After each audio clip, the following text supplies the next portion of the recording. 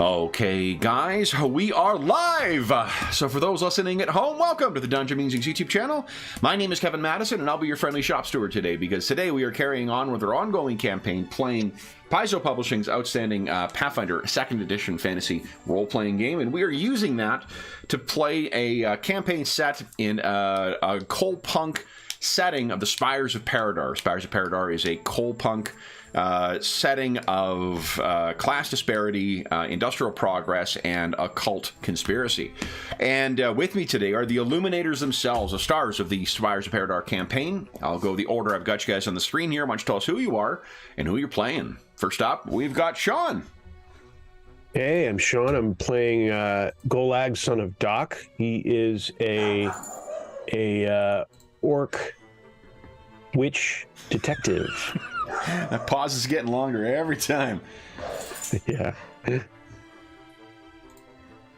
Weird. I think they changed some of the features in chat. I just got a new pop-up for it. Next up is James.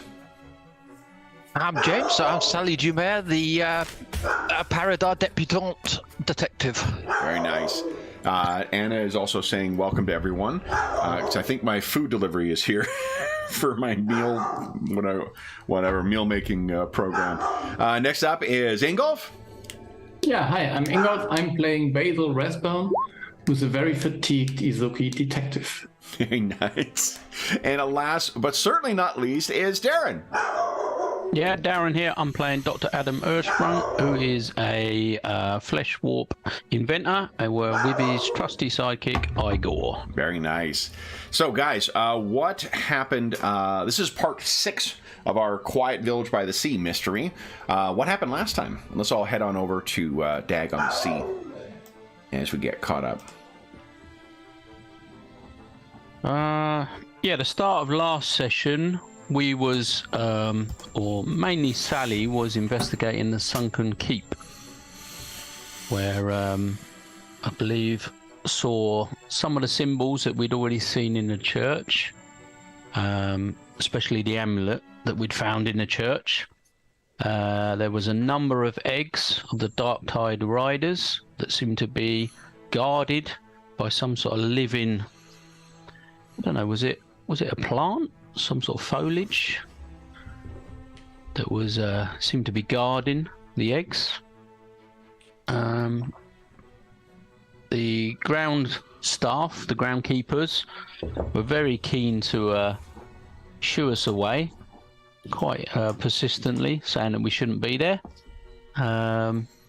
So after a while, we were escorted away. And Sally returned, met back up with us. We then visited the spa, which Scopia Holiday Lodge. Yeah, it doesn't seem quite as suspicious as we thought it might have been.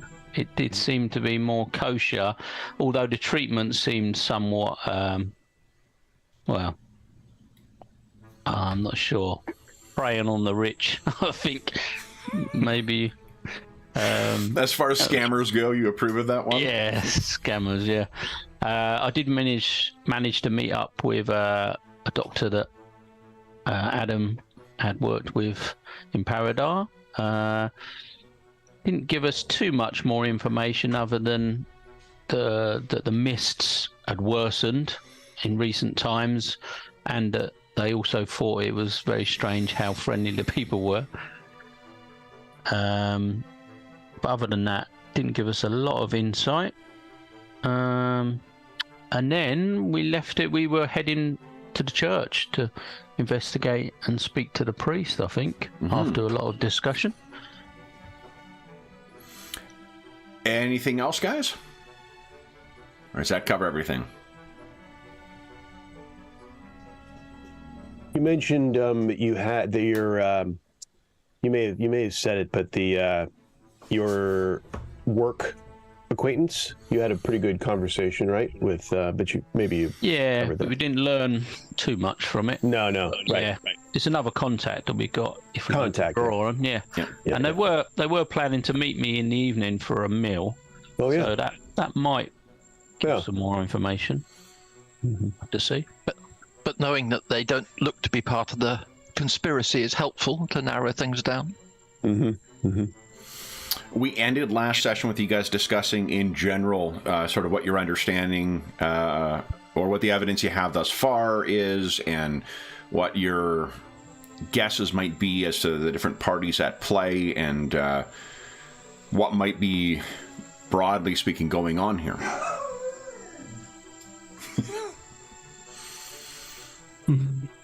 I think we decided to visit the church, hadn't we? That was our next point of call. It's a big interview. We decided to So take it on. I mean, we were unsure about the connection of the Dark Tide Riders and the Sea Devils, and maybe also like the personal connection that Sally has with this prophecy. So we will find out, hopefully. So then, our session opens with our Illuminators heading back into town. What the heck is going on up there? Oh.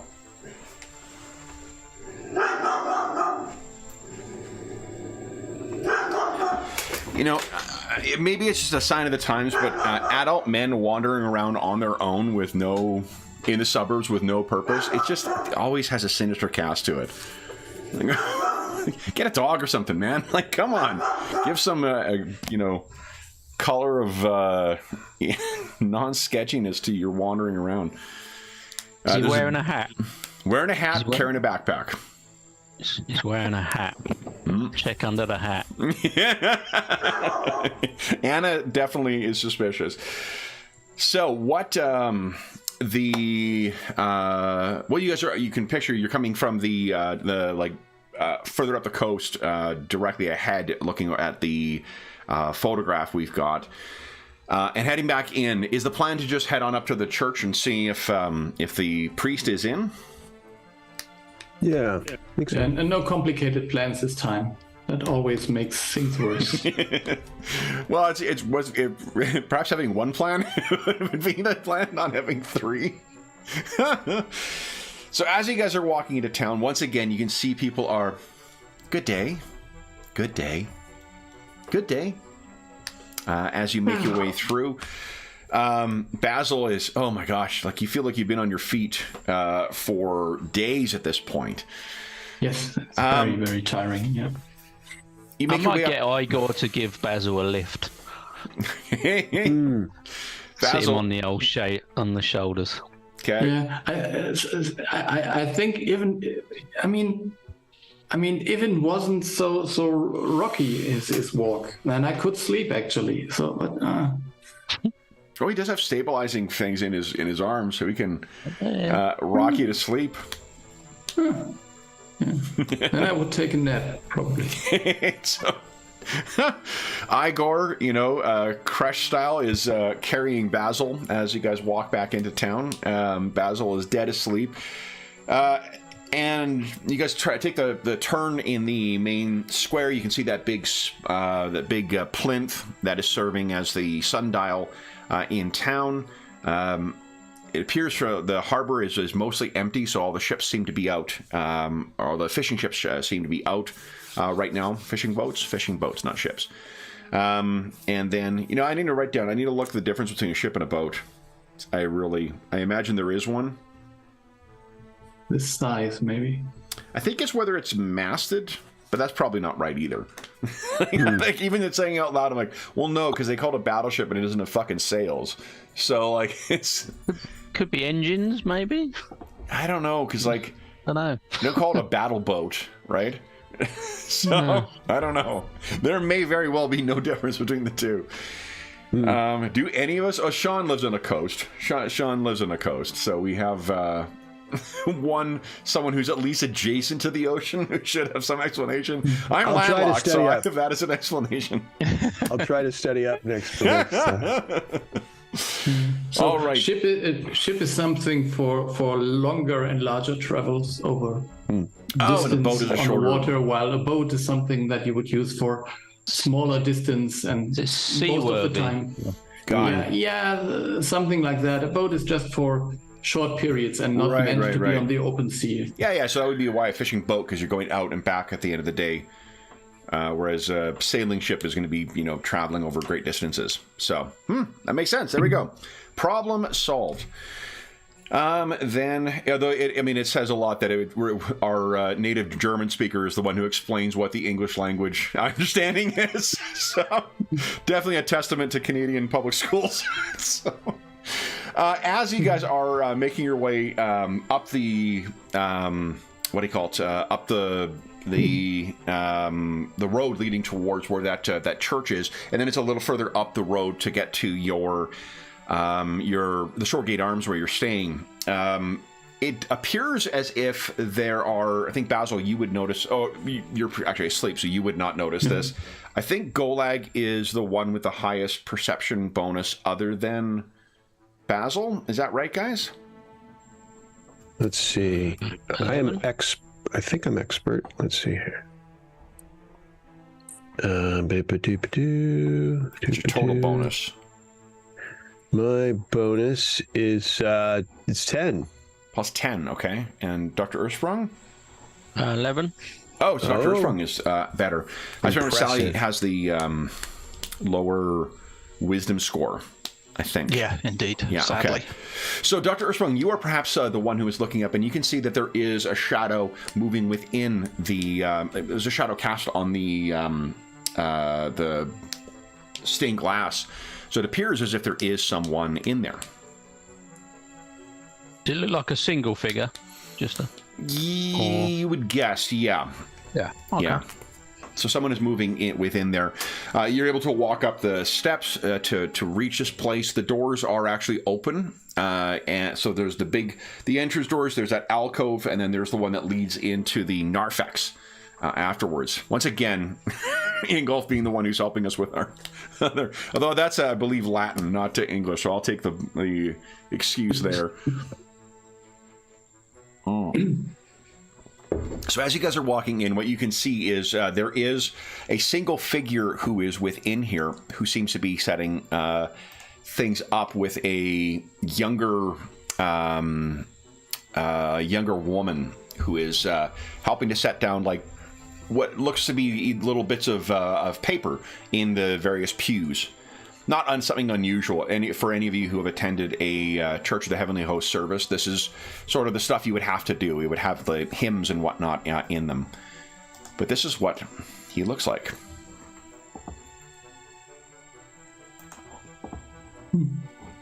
And as he... are you making any effort to try and be quiet, or are you just walking in here? I think we're just visitors. We'll just probably, yeah. So he looks over, and there is a disconcerting smile that goes across his face as he sees you. Good afternoon. I'm afraid, stranger, services do not commence for... still 5. And he pulls a pocket watch out and it observes it, puts it back in. Still not for another few hours. If you are devotees of the Heavenly Host, you will be welcome in our church then.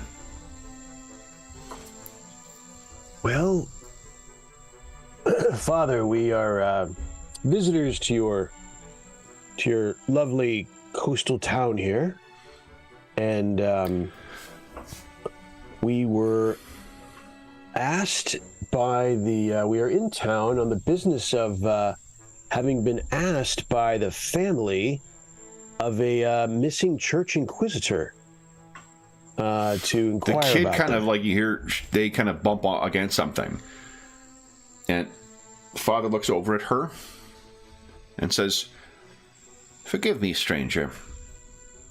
Perhaps this might be best discussed in my office." Very good. And he gestures. "Carry on, Susan." And the lot of you are brought back. And as he, Igor is beginning to come in, he says, "Perhaps your toy and your pet could remain All outside." right. I'll give him a Basil's bit kind of of a eye opens up. dirty. I think I'll give him a bit of a dirty look at that, but I agree. So, Basil, why don't you give us a deception check, please? Ah, 17, okay. Okay. Not that good. Yeah, no, come on. Here we go. So this was... Use a hero point. Oh, you got just plus for the 12. start. Yeah. Yeah, that's Whoa! There we go. All right. And just as a reminder at the start of the session, at your level, an average DC is 22. So for figuring out how well you did in comparison to the expected thing. So Basil, you seem to be... there just seems to be no disturbance from you whatsoever. So Igor is standing at the door and has you cradled in his arms. Dr. Ursprung, Sally, and Mr. Golag, you all head back into the father's office. So as you make your way in there, it's the place where actually Basil is the only one who has been in here before, because he was the one who snuck in while you guys were keeping a listen at I think his quarters. So it is there's a lot of books in here, but it has the look of an office that has seen many previous occupants. Like there's shit that's piled up on the shelves that are old books and whatnot, and there are what would you call them? The folios of different papers and whatnot to keep track of things, and then like the kind of like gewgaws that you would find on an office shelf as well too. Gifts from different people or things from the local community, from other churches. Would each of you, we started off the session unconventionally with a deception check, but let's everyone give us a perception check too, please. Who's in there? Not Basil. So Dr. Ursprung, Ms. Dumer, and those are not great. Golai's got a crit fail for hits. Holy smokes. Yeah, what is cracking out the 2s and the 5s here, guys? Anyone want to re-roll that one? Yeah. Now one from Dr. Ursprung. Okay. Excellent. Ms. Dumer. I'll try it then. Okay. For laughs. Well, there you go. There we go. Mr. Golag finally pulls it out. All right, so Golag, as you walk in, you're looking around, and one of the curious things is in here, there's not a single example of the starburst kind of symbol of the Church of the Heavenly Host in here anywhere. If you spare a look around, there's a lot of other things, but there are a couple of, with a roll that good, actually, I'll also say that there are places where clearly like dust has accumulated over years, and then something is missing because of the maybe discoloration of the wood, or just a patch where the dust isn't quite as thick. It looks also as if things have been removed from here. Though it seems not like something that happened yesterday. This seems like something that likely has happened over time, or at least quite some time ago. So as you are let in, Dr. Ursprung, yeah, I'm not sure. I'm gonna bank that crit fail for now, and we'll see what comes back from that. So, as you make your way in, he introduces himself as Father Lambert Allardyce. And you, sir, are Golag. Is my name. This is these are my colleagues Basil and Sally. I'm not there. Oh, you're not there. Who's not there? Who? You were the toy.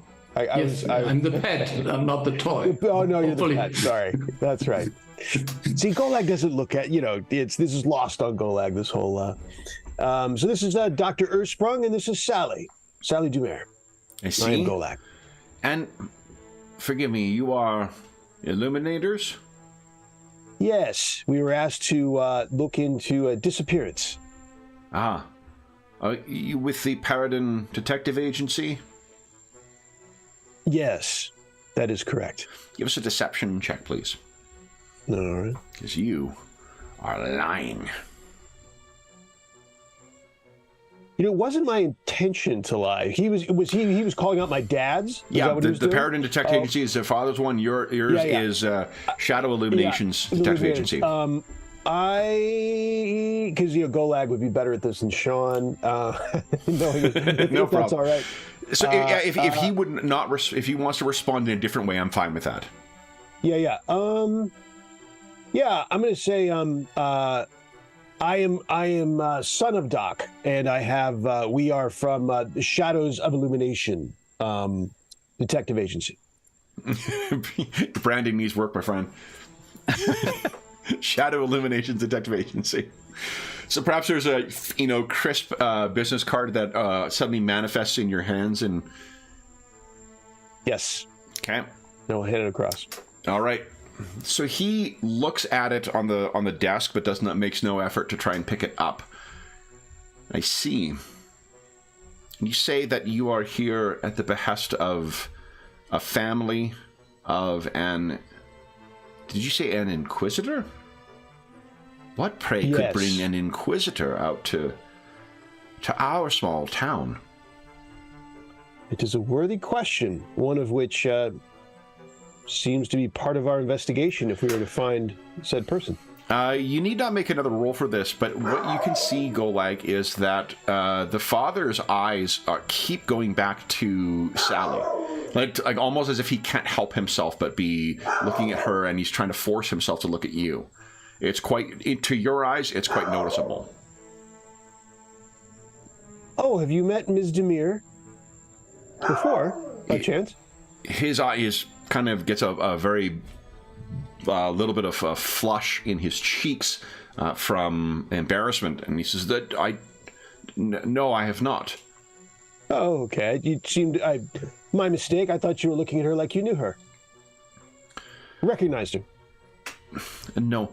Now, forgive me, sir, but I am quite busy. I don't understand how I might be able to assist. Well, you are a member of the church, of course, right? He looks and gestures at his raiments and says, "These are not for show, sir."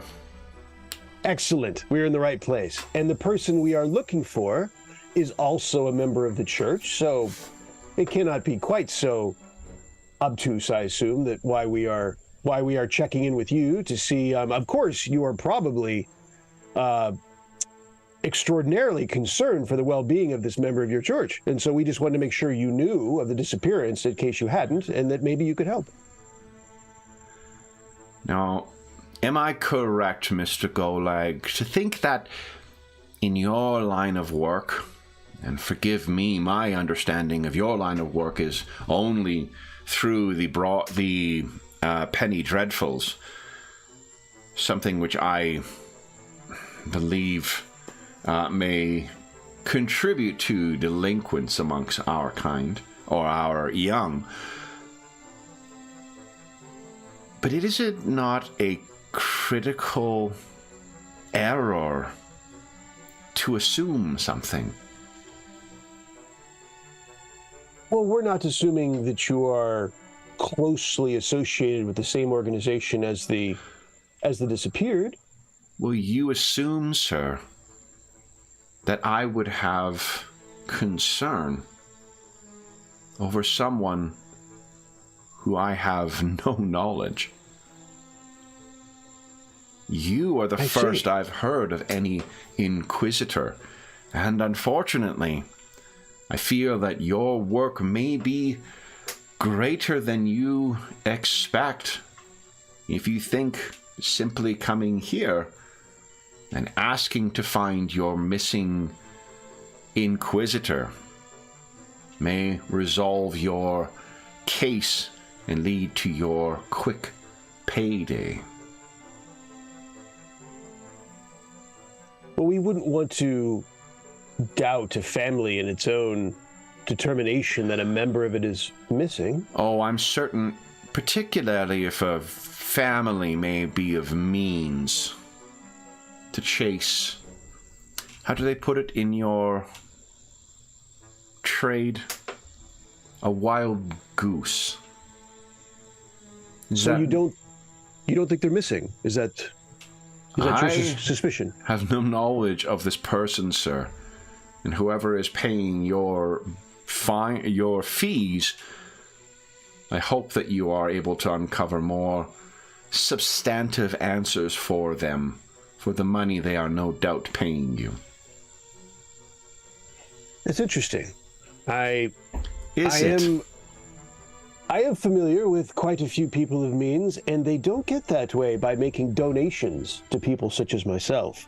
So I think they are quite of the mind that their member is missing. Well, as I say, sir, I know not your profession, and I trust that you know yours well. I wish you luck in securing more satisfactory answers for your benefactors. And his eyes, once again, can't help but fall back onto Ms. Dumer, and then he goes back to you. If there is nothing else, sir. Ms. Dumer, do you remember ever being in Father Allardyce's company? He does seem to recognize you. I can assure you, sir, I have not met this young lady before, and I believe that this conversation may be, and he stands up, best had amongst your own. And I ignore him, and I continue looking at Sally. Does it seem that you've seen him before? Sally, you've never seen this guy before? No, I'm like, it doesn't ring a bell. Strange. Say, Father, it would seem to us that that the windows of your church have been replaced recently. Sir, I have been most polite with your inquiries thus far. If you wish to ask about the history of the town, there are many elders you can likely find outside of pubs who will happily share that with you. I do have matters to attend to prepare for this evening's service. Very well. I suppose that's all that you would like to converse on this matter. That's fair enough. We will pass along your thoughts to the church in Paridar, which, of course, where we started our investigation. Good day. Good day. And he leaves, so you guys get up and leave. Basil, while they were in for their meeting, was there anything you wish to do? Yeah, I mean, first of all, I would, if possible, I would have a look at this woman, maybe, just to it's a check young girl. whether. Oh yeah, it's a young like girl. a teenager who's just kind of filling things in. She's just putting like little prayer cards into the pews, and that's what she continues doing. You don't need to make another roll. You're able to keep yourself seemingly asleep as she is filling everything in. Yeah, so I would like to place my clockwork spy at some maybe hidden spot in the I don't know, somewhere in the ceiling or something like that. Everyone gets a hero point, by the way. And then why don't you give us a stealth check, please? Let's see. It's still not good, but I think I will re-roll. I mean, I just got a hero point. Easy come, easy go. Yeah, it's There you 24, go. that's better. Okay. Yeah. All right. So yeah, you're able to. Where are you picturing placing it? Yeah, I don't know. Maybe somewhere on the ceiling there might be some wood or so where it could like rafters or crawl something? behind something like that. Okay. So, I mean, it's just recording the audio, so we will have at least a kind of idea what's going on in the sermon that is going on, and then maybe get it back later. I don't know, tomorrow or in the night or something like that. Okay. Yeah. So with that placed, it's almost minutes afterwards where the door opens and like seemingly faster than you expected. Golag, Ms. Dumer, and Dr. Ersprung are all heading back into the Narthex. And what do you guys do next? I wanted to go outside and see if we can see any of those footprints from the previous evening. Sure. Like the webbed footprints, because I think if I ask him about me, he'll deny it. But if we've got some evidence and actual footprints there, then... So I want to go and round the back where we last saw him and see if there's still any evidence of him. As you... Mr. Mayor and Golag, are you following Dr. Ersprung outside? Yes, I will. Okay. Let's see. Let's split the party. What do I see that I'm trying? Give me a minute. What do I see Basil doing when we come out? Sleeping, as far as you could tell. Oh. I'll give him a little nudge. So you're awake.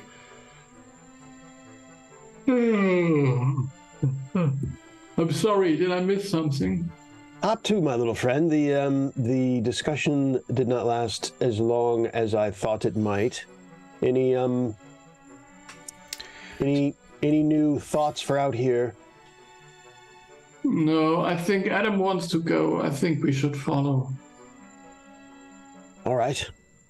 Let's follow him out. So as you go out, Golag, rolling your great perception roll forward too, you can feel Father Allardyce's eyes, or Father Lambert's eyes in you as you walk outside. And if you spare a look back, he is glaring at you in that cold kind of way that he is in the illustration. But then as you step out once again into the sun, I'll give him a wave. Oh, thanks for seeing us out, Father. And then we'll step out. No response from him. As you step outside, you once again see two people walking by, and good day. And you were all outside. Dr. Ersprung, you're looking around on the ground. You can give us a survival check if you like. And once we are beyond earshot, I will... I think that tracking is a trained-only thing. And sorry, Sean, what were you going to say? I'll share with everyone what I observed in the office once we're beyond earshot of sure. How do you outside.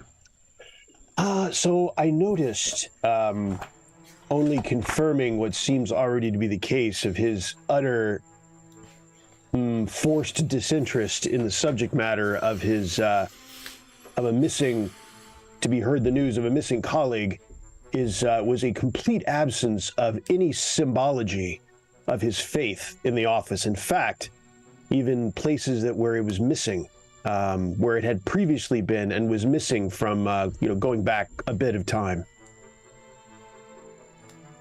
Okay. I think it'd be interesting to visit one of these services if we don't have anything else, just to see. I think we have ears there. We don't need to go.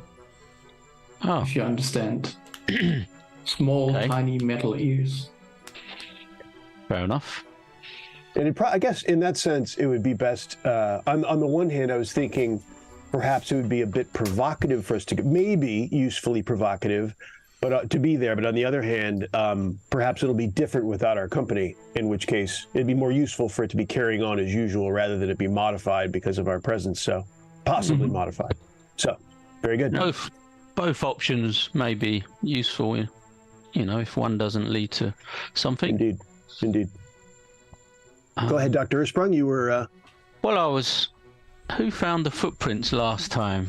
Because I don't think it was. I think it was Golag, because he's actually trained in survival. But you can give us. You can't track them afterwards, but you can.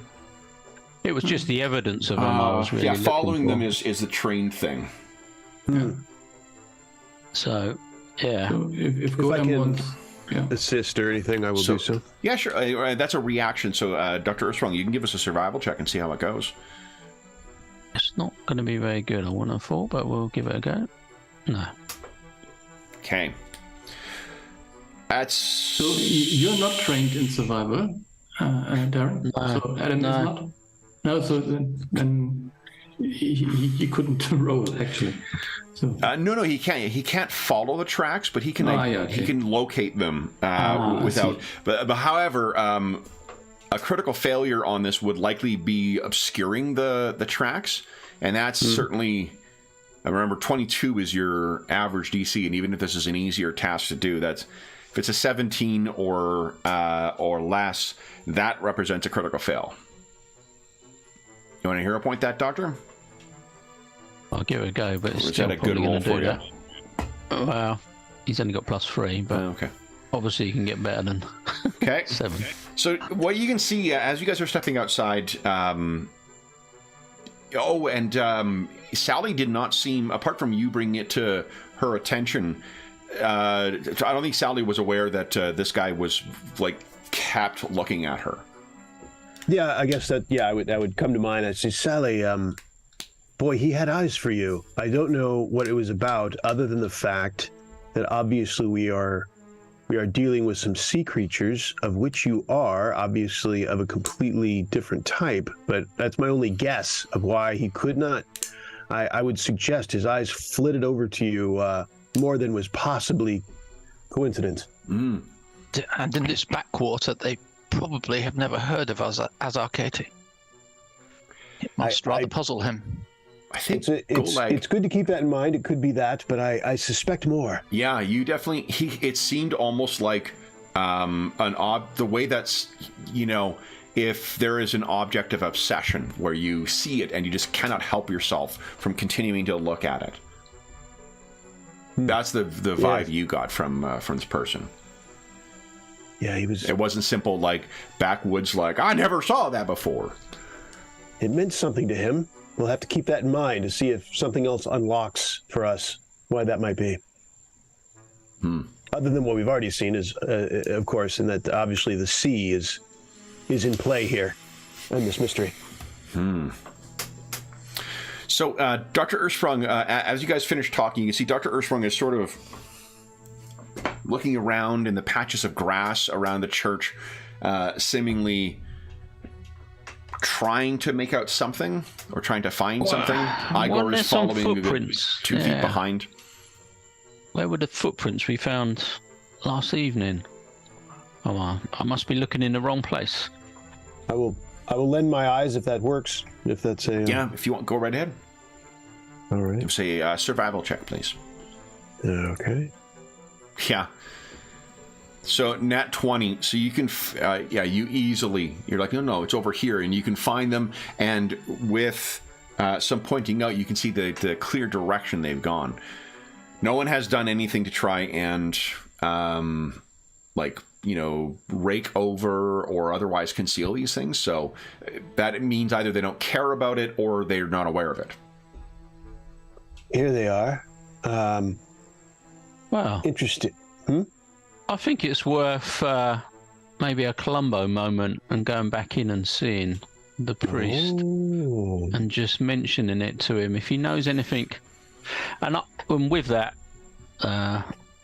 Adam's gonna walk back to the front door and walk back in. Still wide open. As you walk back in, he looks up, and Father Lambert looks and says, "I'm sorry. Did you forget something, sir?"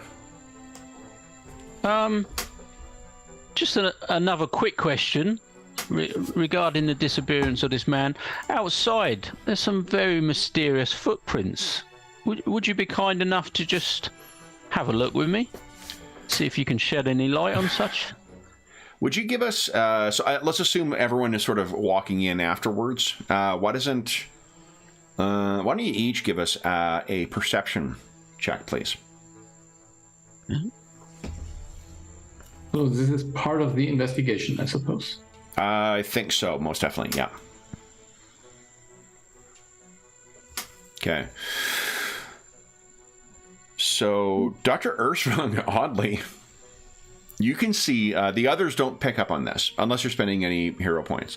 Which I don't think anyone's got. So, Sally and Golag do.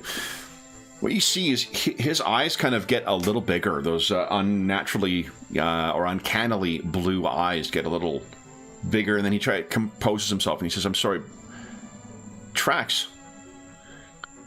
Webbed footprints? Have you seen any such thing around your church before? Just noticed it on the way out. Come and have a look. Let me show you." He spares a look over at Golag once again, and then back to you. He turns to Susan once again and says, "Take these." And he steps outside and he says, Where did you see them?" Well, I'll let Golag lead us to. Yeah. Over here, Father. Okay. Point them out. So as They you go off in this direction.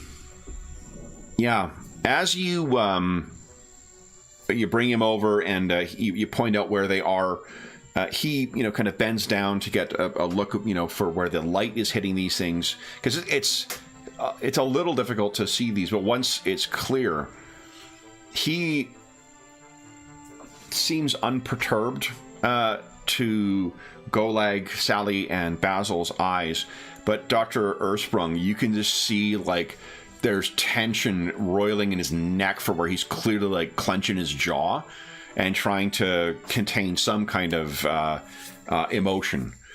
And having seen them, he says, I'm sure a passing animal of some kind.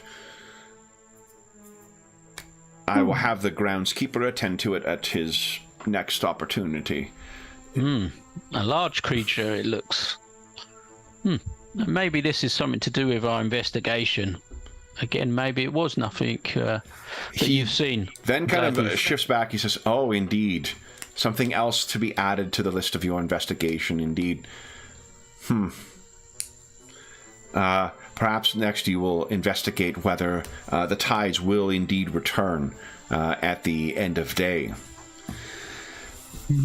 You can tell as well. Yeah, or Adam, I mean, oh, sorry. Oh, I say he can tell. Like he's getting more snippy because of how unnerved he was with what you've done, what you brought to his attention, Adam.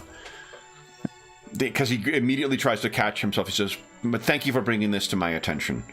Good day." And he turns and heads back in. Sorry, Basil, were you going to say something? Yeah, I just wanted to reply with a short quip of my own.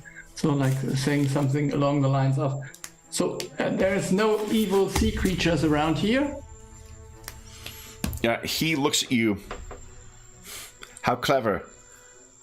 You taught your pet to speak. Yes. He turns and heads back into the church. He seems more in his element, being a prick to you guys. Now, I give him that. He's honestly won.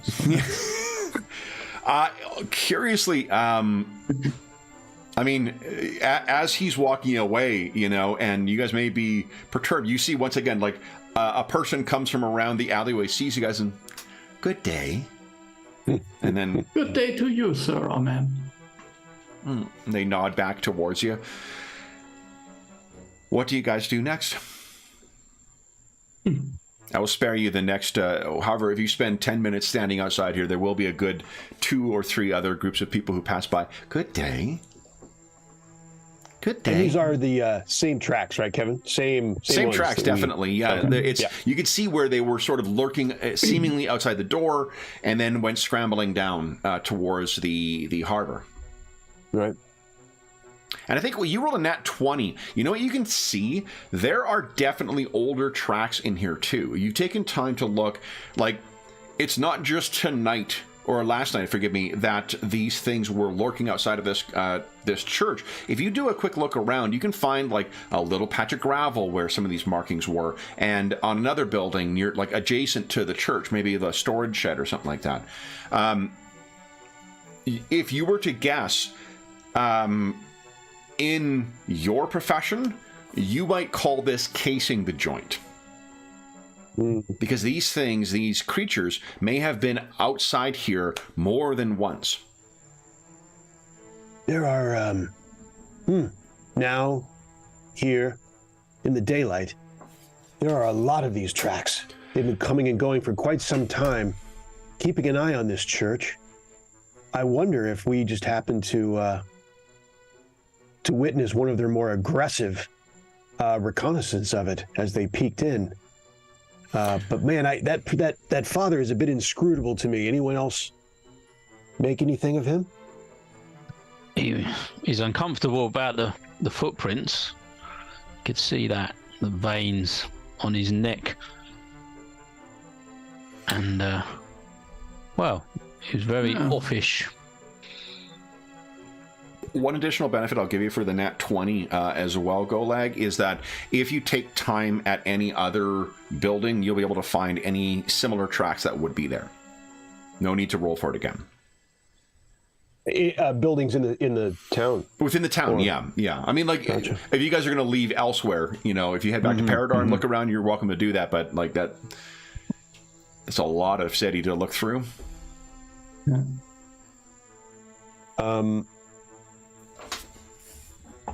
Interesting. Well, that reconfirms for us, I believe. It certainly seemed like these creatures were looking in on the church surreptitiously versus there for a meeting, and I think this reconfirms that they were not welcome.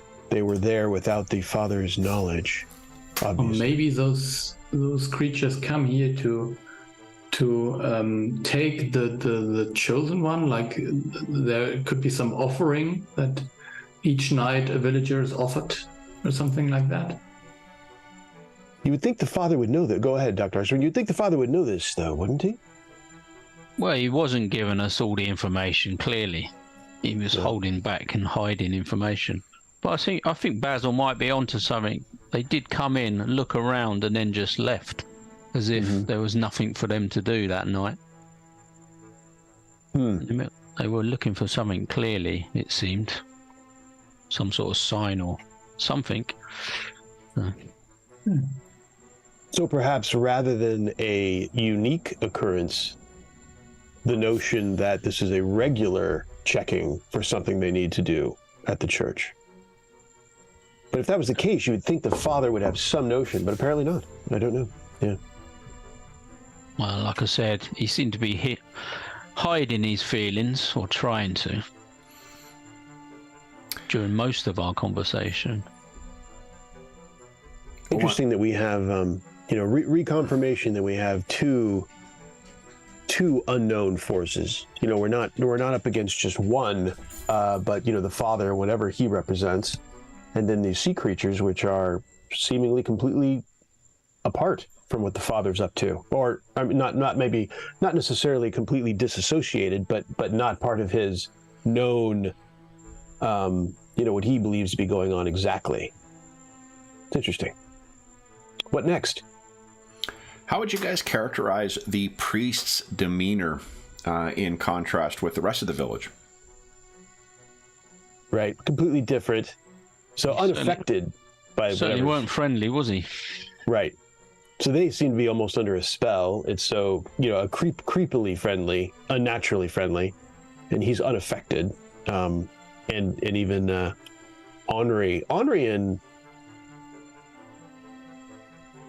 kind of confident, seemingly unperturbed at trying to keep any kind of real visage. I mean, I would have expected him to show some concern, and he didn't even bother. He didn't need to. He didn't think he needed to. No, and you're absolutely right that if the mention of inquisitors around any members of the church should bring attention, either because if they are dabbling in esoteric or unconventional philosophies, then that may be of concern for them, or if they are aligned with the interests of the Church of the Heavenly Host, then the Inquisitors would be seen as the champions of that, champions of doctrine and the opponents of heresy. But in either case, it should have engendered some kind of interest and some kind of reaction. He seemed utterly unconcerned with it. Yeah, no fear nor concern, which I would have expected one or the other, and we got neither. We got attitude. Sass. Sass. It's one of his traits. Sass. I think Golag likes that word sass, actually. We got sass. It's a good one. It is. Well, we got a little less than I was hoping. So perhaps a lunchtime break might be break your you've had your breakfast already, but perhaps something to enjoy. Where would you guys? Is there any place where we could get something to eat without poison? There is. The Bishop's Cottage Tavern had pretty good food from where you were before. You could eat outside. There is a little garden out to the back. You may get poisoned, but I haven't seen it on any of the menus. Not serving poison here. not yet. There's little asterisks on there. May contain sedative. Yeah, well, we could ask. I mean, someone. Oh, for a new eatery, Basil? Oh, yeah, we did eat at a bishop's cottage previously. Yeah. It was plain, but it seemed all right. What do you think, Basil? Would that do? What do you? Yeah. Come on, let's do. Yeah. Okay. So you guys are able to have breakfast outside in the little kind of garden out back at the bishop's cottage. Again, you're getting the same kind of, interest from the public that you did last time you were here. Other people are sitting at tables, but it's clear they're kind of, looking over and trying to look like they're not observing what you're doing. And the meal is good, but nothing fancy. You have an opportunity to talk about what you wish to do for your afternoon. I'm still looking for the perfect opportunity for Igor to bump into someone and knock their hat off. Oh, yes. Oh, yes. Okay. So, but it needs to be someone that's given us the completely friendly nod of the hat. It needs to be That's right pretty much candidate. everyone other than everybody. the priest and the two groundskeepers that you found outside of town. Okay, so any opportunity where someone might not be facing us at the time, that I can sort of get Igor to bump into him and Sure. I can help him up or something like that. Why don't you give us I'm going to assume it's your timing of this. Yeah. Oh, let's just wait 1 minute. So you may I'm looking, I'm going to have food first. We're going to have a nice little drink. We're going to have a little sit, look out onto the veranda or whatever, look at the sunset. Come on, time, keep going a bit. And then I'm going to start looking. Not as easy as it looks. Say it at cheap time. All right, so then go ahead. Yeah, everyone gets a hero point, and why don't you give us a thievery check, please? That's very handy. Okay, thievery. Oof. All right. You satisfied with that? Or No, I don't think so. what'd you I don't roll? want it to be look quite as blatant as that. One way or the other, it's going to happen. There you go. That looks a little bit So, better. Igor, how do you see this happening? Is it like someone else who's sitting outside, maybe with a hat on, or? Yeah, as we get up to leave, like the little garden in the pub or the inn, whatever it is, it would just be like a careless arm that just catches the hat of someone. Yeah.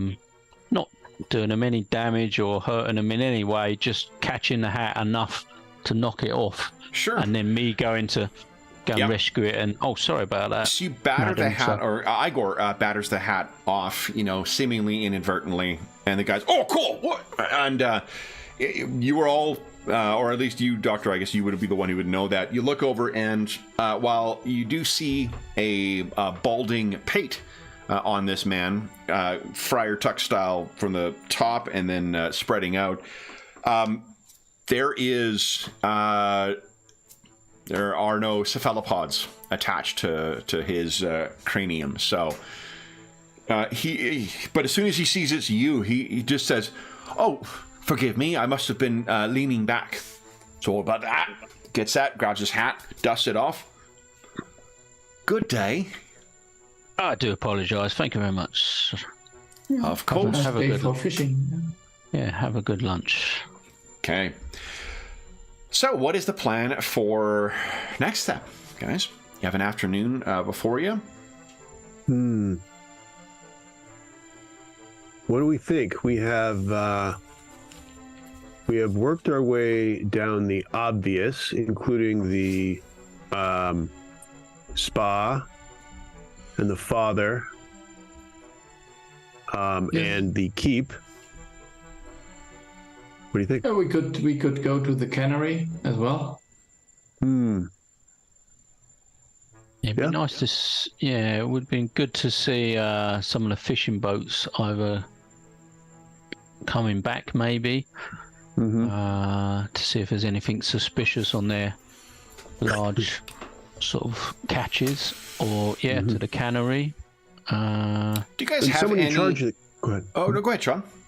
Someone in charge of the cannery might be interesting. Maybe. They might be in... that would be... If you thought on the cannery side, if someone's involved, it would possibly be the, the head manager or something that is not affected by this kindness disease. And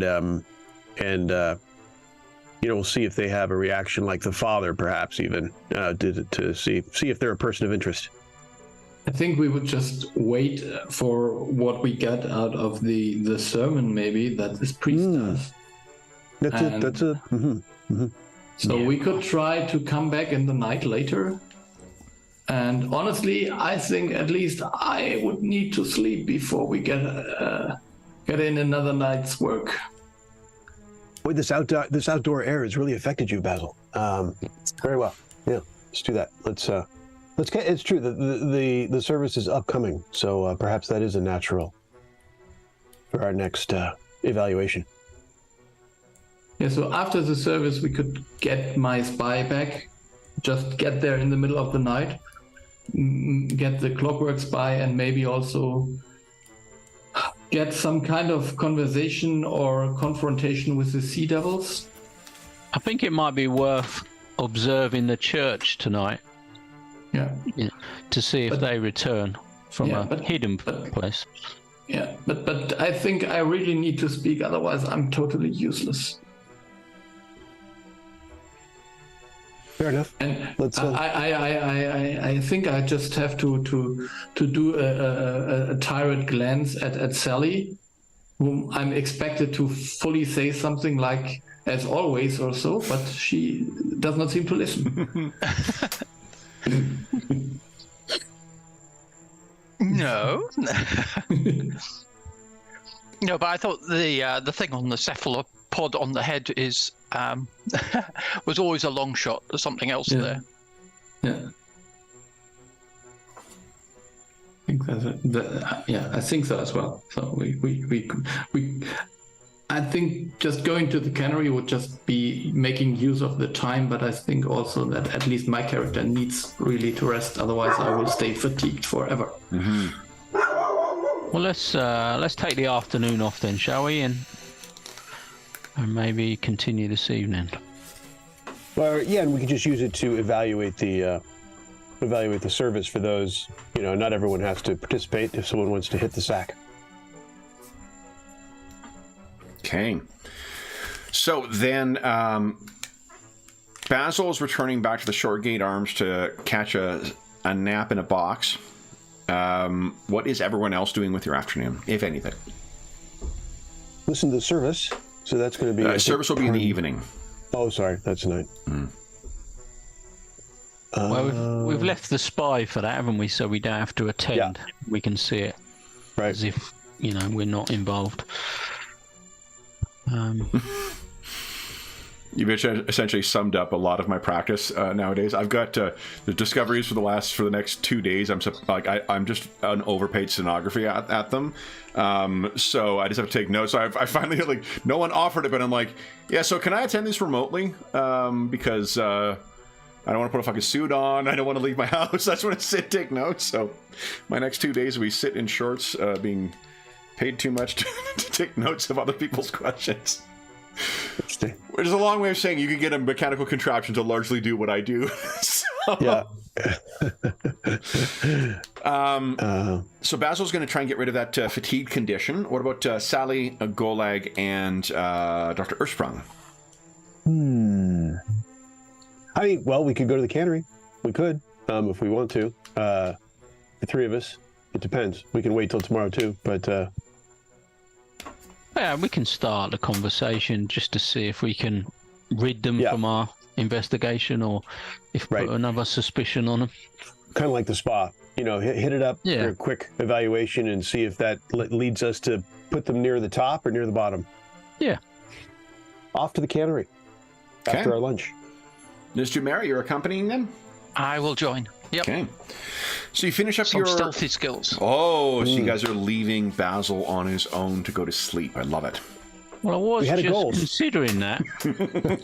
Split the party. We had a goal to set. I was just considering.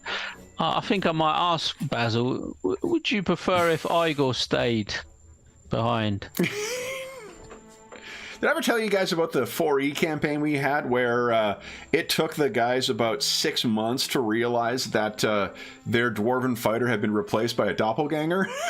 Wow. It was great. That's funny. Yeah, I think Totally I just, unrelated news. Yeah, I think I'll manage. Come on, what should happen in broad daylight? It's just that the proprietor was trying to get into the room last night. Right, and sedate us.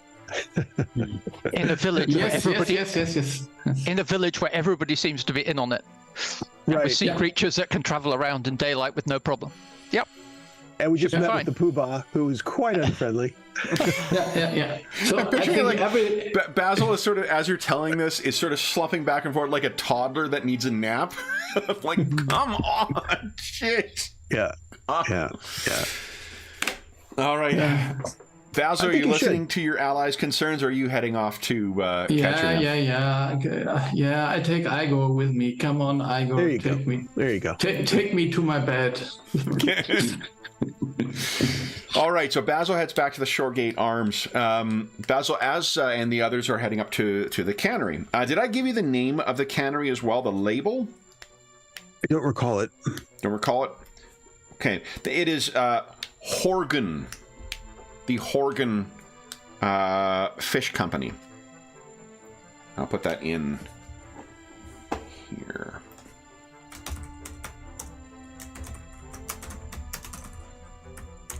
There you go. So what you see, Basil, as the others are heading up towards the cannery, is as you walk in, you see that there is someone else, someone you haven't met yet, sitting behind the desk. And it is a probably about a 25-year-old human woman, dark skin, who looks and says, "Good afternoon." Very, very good afternoon to you. I'm sorry, I have to go to sleep. I'm so tired. Oh, Yeah. where are you it's- staying, sir? I'm in the room, I don't know, 24 whatever or the room whatever our number was. Yes. I So, will see that you. Just let me double check and make sure that the housekeeping. And she pulls out a pad and kind of flips, like a not a pad, but like a what do you call it?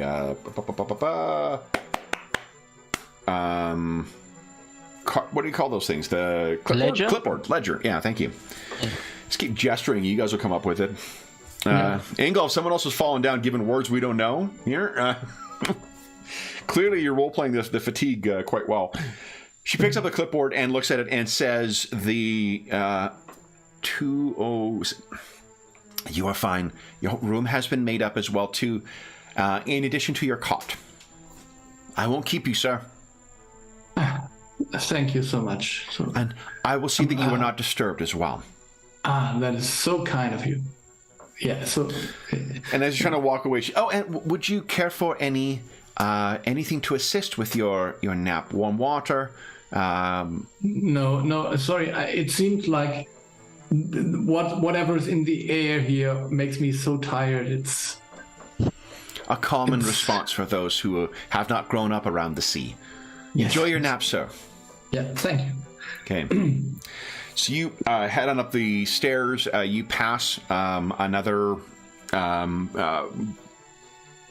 Do you pass anyone? No, you wouldn't pass anybody. You make your way up. You fiddle with your key, get your access to the room, and you can see that it's as she said. Like the room seems to have been tidied up from where you left it. Yeah. Can I get Igor to stand actually behind the door? Oh, like did Igor guard go mode? with you? Yeah, I think that was the idea, that Igor Yeah. would go with me, yeah. Okay. So so you go in and you can have Igor stand against the door. Yeah. Okay. And then get yourself to sleep. It does not take very long for you to get yourself. It's sort of a thwump on top of the bed and then fall asleep. Yeah. Hopefully Golag is not allergic to rodent hair, because there's going to be a lot on his pillow tonight. So, for the rest of you guys, you head on up to... Oh, let me make one sinister surreptitious roll here quickly. Not the Brackalonian dice, though, right? Yeah! Brackalonian dice. But 20 is fluffy kittens again, so that's okay. Right. It is. Right. It's such a wonderful... What a hilarious... I still have yet to look online to see if that's actually the case with it, but I seem to not roll less than 16 with it, so... What a great, great product. All right. So then, with Basil heading down, you all head up towards the Horgan Cannery. And what you, I mean, you smell it and hear it before you see it. But it is a pretty impressive operation as far as, wide-scale canneries are kind of concerned. What you can see from the outside, at least, especially Dr. Earthsprung, you would have, while your specialty is not industrial engineering per se, you can tell, like, there are definitely some modern, like, the most modern of techniques that are being employed here to get this place up and operating. And you can see as well, they have a couple of automatons who seem to be working here, loading stuff up alongside some, there's a burly, what might have been a half ogre, and another big, minotaur, who are kind of working in the labor capacity, getting things loaded up. And oddly, as you guys are approaching this place, probably the easiest venue for entering here is around the warehouse area where they're loading up the carts to be brought over to Barrington to be transported by train. As they see you, they all, good day, good day, good day. All right. One thing that, actually, why doesn't everyone give us a society check here? Shake things up. But for Basil, you are just needing to nap. Yeah. And I will throw out there that I do have... Let's see here, Streetwise. Society instead of your diplomacy. Society. Okay, good. Oh, that's rare for Sally. So, Nat 1 for Golag. Fortunately, it wasn't massive. Would you like that to? One still does is nearly is better than mine. Would either of you like to spend hero point reroll? Sure. Okay. Yeah, avoiding the crit fail won't be prudent. Yeah. I mean, fun, but it's just thing too. I mean, that's really good. So I think the two of you look at this, and you may recall the last time you were in, I believe, it was a warehouse more so than it was a factory. The last time you were in a factory was likely at Eckhart Industries. The last time you were in at least on screen, the last time that you were in a warehouse would have been at I can't remember the name of the place, but it was the place where you were investigating the missing foreman, right? Or the dead foreman. I can't remember if he went missing or if he died or what. There was the guy who was the union guy who got murdered by the Margoyle. So that's the last time you were in there. So you at least have some familiarity with these kinds of industrial, operations. In contrast to those, this place is running incredibly smoothly. You are not seeing foremen barking commands at, those laborers beneath them. And in fact, you think you see a well-dressed man. It is a human with a big kind of mutton chop, mustache that kind of grows up into the into his fairly well cropped hair. He seems to be talking to one of the foremen and some of the laborers, and you would think that they were all equals. No one seems to be kind of deferring to anyone here. This is a very, very unusual, level of kind of class solidarity in a warehouse or a factory.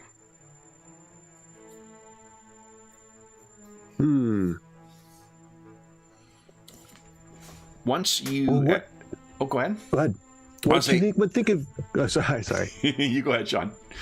What think of you, Adam and Sally? I'm thinking that we use our prior conceit. We perhaps approach we ask for a person in charge and say that we're looking for a disappeared person, and approach it like that, and just use that to ask whatever questions we'd like. What do you think? No, I think it's good because best to keep close to the truth, less chance of getting caught out.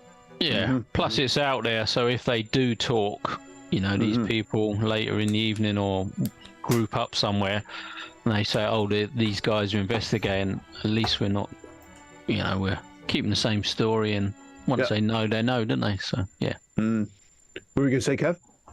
Well, I was going to say that as you guys are kind of talking, since some of the laborers have already greeted you, I think that the foreman, you can tell he's the foreman because he's got the clipboard, but he sort of says something to the well-dressed man, when they all look over, and the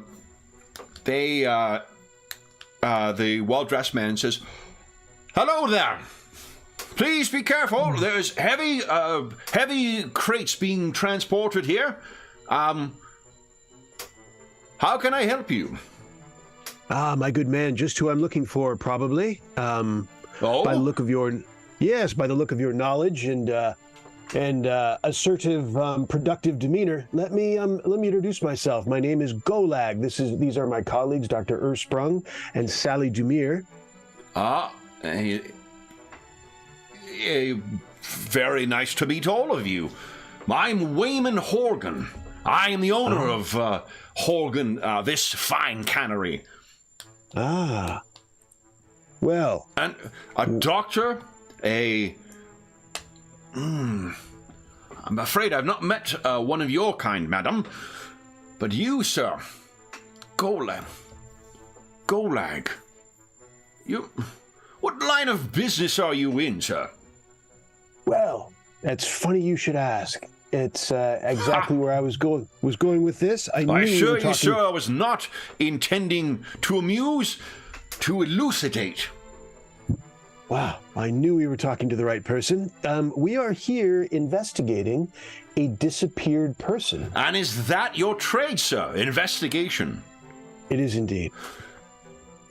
You are not the legendary Doc, are you?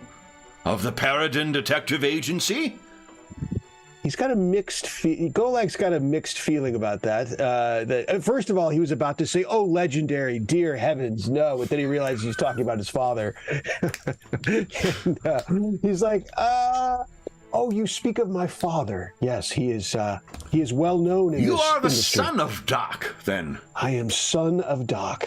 Guilty as charged. Your father comes. I have colleagues in Paridar who have offered great words of... they speak very highly of your father.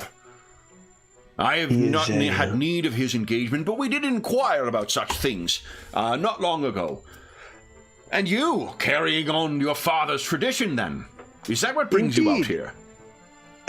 May I just review, did you say that you were considering, did you mean that you were considering maybe retaining? Of course. Man, I am an industrialist, and such work sometimes requires the assistance of those such as your father. Pray, are you not...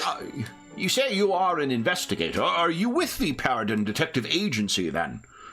I produce a business card at that point, and I say, "Well, I have broken off from the mother." Let's see, what would be a Paridar? I was going to say mothership. That doesn't seem quite right. I have broken off from the immediate family grouping, but my father and I are in good stead. And stepped from your father's shadow, I see. Then indeed, with our own cases. Good. And yes. What a shadow he casts, sir! That is no small task that you undertake yourself. I salute you as one who has made something for himself as well. I fully support you in those endeavors. Tell me, what brings you here? Oh, watch yourself. Oh. Well, thank you, Mr. Horgan. So what we are doing here is we've been approached by the family of an inquisitor of the church. Oh, I see. They fear he has disappeared, and the last known location was reportedly your fine village, your town. You say a visitor came here?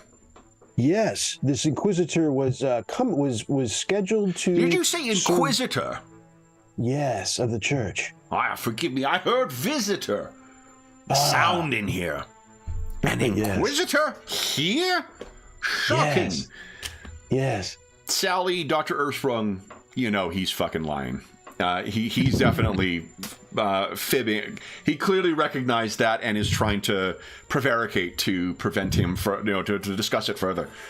Prevarication. I did not know inquisitors had families to inquire of such things.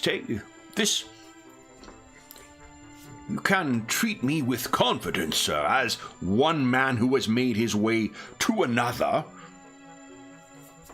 Is it not truly his family who employs you? Have you a secret employer? Well, sir, you probably are aware, being familiar with our line of work, my father and I, is that, of course, we keep confidences from time to time. But be assured that a disappeared member of a family, of course, brings their concern. And so any help you could possibly pass along would be most appreciated. I would be edified if I could offer any assistance to you in such things, but sadly, I have nothing to offer. The cannery, my business, keeps me quite occupied, you see. Very busy all the time. Work, you see. I have wonderful workers with us, but the benefit of success means it monopolizes your time. Your time, it hoards my time as I hoard my future fortunes. Indeed. Sadly, I have nothing to offer you of your missing Inquisitor, you said? Yes, so obviously you weren't aware of his visit. Oh, no, certainly not. Adam and Sally, pretty sure he's fibbing here. And what is? Let me I didn't need to roll for that. And what is it?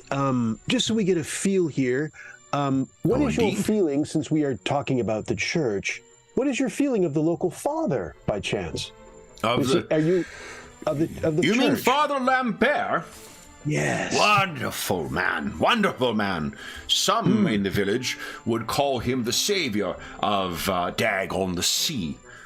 Really? I would, in perhaps my less than modest moments, I might suggest that the cannery is the savior of this, but it is Father Lambert who brought our fish back. We had a spell of very unfortunate times. This wonderful edifice that you see around you, this shrine to industry, it would be running for naught were it not for our fine fishermen and their ability to catch fish. They had years of poor fortune. The Father, whatever blessings he has brought upon this, what our previous priests, their benedictions and their crying out for assistance all fall on deaf ears. It seems that our Father Lambert, he is the one who had the ear of the heavenly host and has brought back the fish, which has brought back prosperity. When did he arrive, would you say, the good father, your savior? 2 winters back now, I believe. I see. Yes. And it was just his prayers, you feel? That was the center? Oh, not immediate. As they say, the only things that move fast are progress, religion. It moves at, as they say, a glacier's pace. And so it did. It took many years, but once we embraced his unique way of crying for help from the heavenly host. This past year, this season has been more astounding and successful than I think any in history. Well, that sounds spectacular. Could you, and everyone seems in such good spirits in the town, I have to say. I can tell you, sir, had you been here and darkened our door even but a year ago, you would have found people in a very different state. So when you say the Father's unique way, what would you characterize that? I could not say. Well, I cannot ever say that anyone has accused me of being a scholar of the scripture. What I know is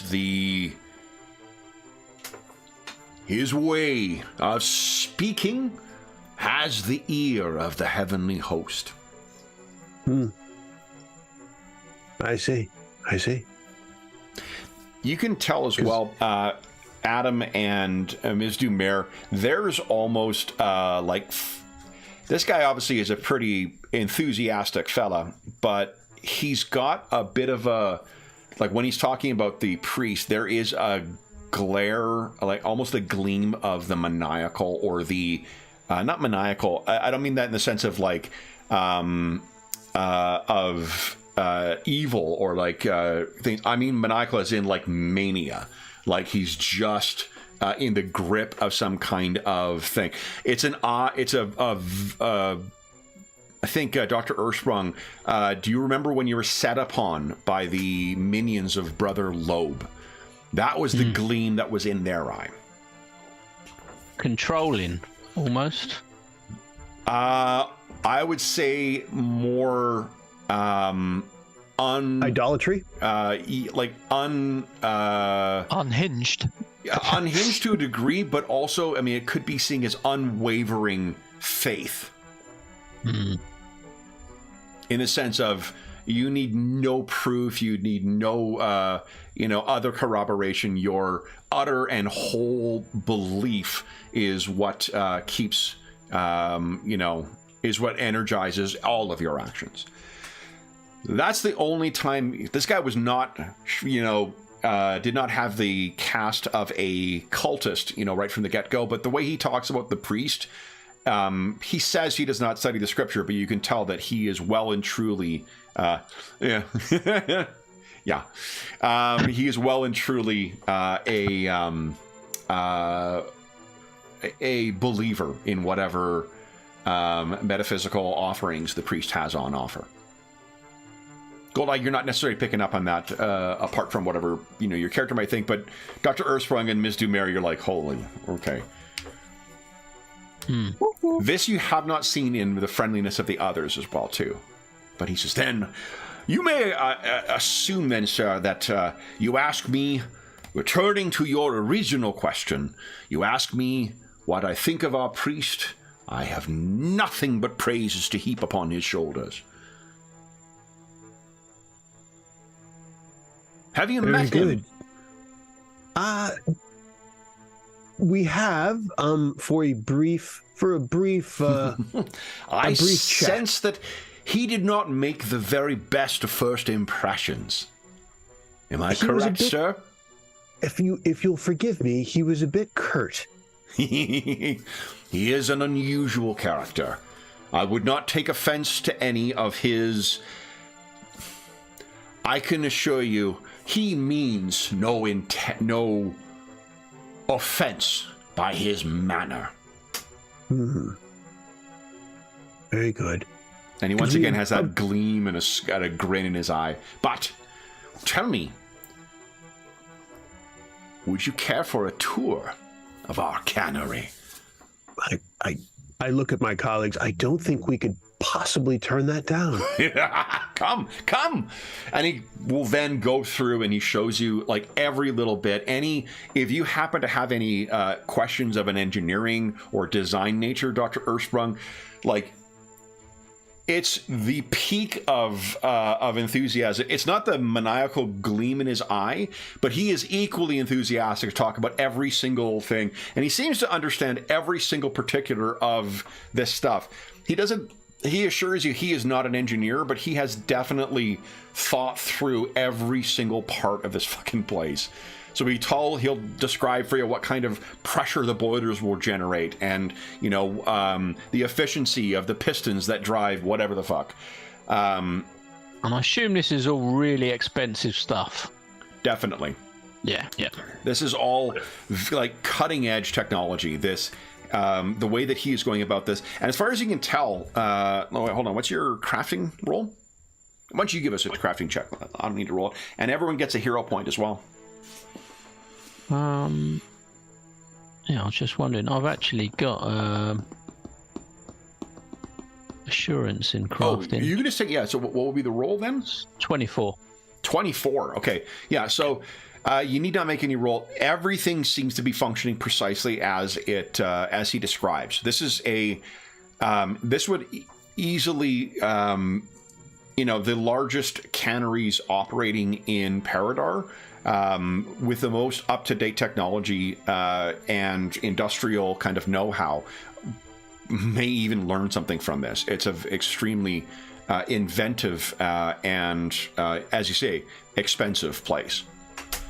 Yeah, I will be praising it as I go along. I go, this is incredible. This is state-of-the-art, and, as I'm going around, I'll be bigging it up. There's probably there definitely would be a when he mentions the name of the engineering, like the engineering firm from Paridar, and it is a reputable and very cutting edge kind of place. Nothing sinister that apart from the usual, like they probably have members in secret societies and shit like that, but nothing out of the ordinary for Paridar. You also get the sense of, as he's going through this, that part of the reason why there's such an attention to detail in here is because he has sunk all of his family's money into this. Yep. I will keep my eyes open for symbology to see if I see anything untoward. Give us an occultism roll, please. We'll take our mid-session break in just a moment here, but we're okay. Yeah, I'll try. Yeah. Zero point roll. Nat 1, yeah. You sure? Oh, yeah. Those are coming up. Let's see here. All right.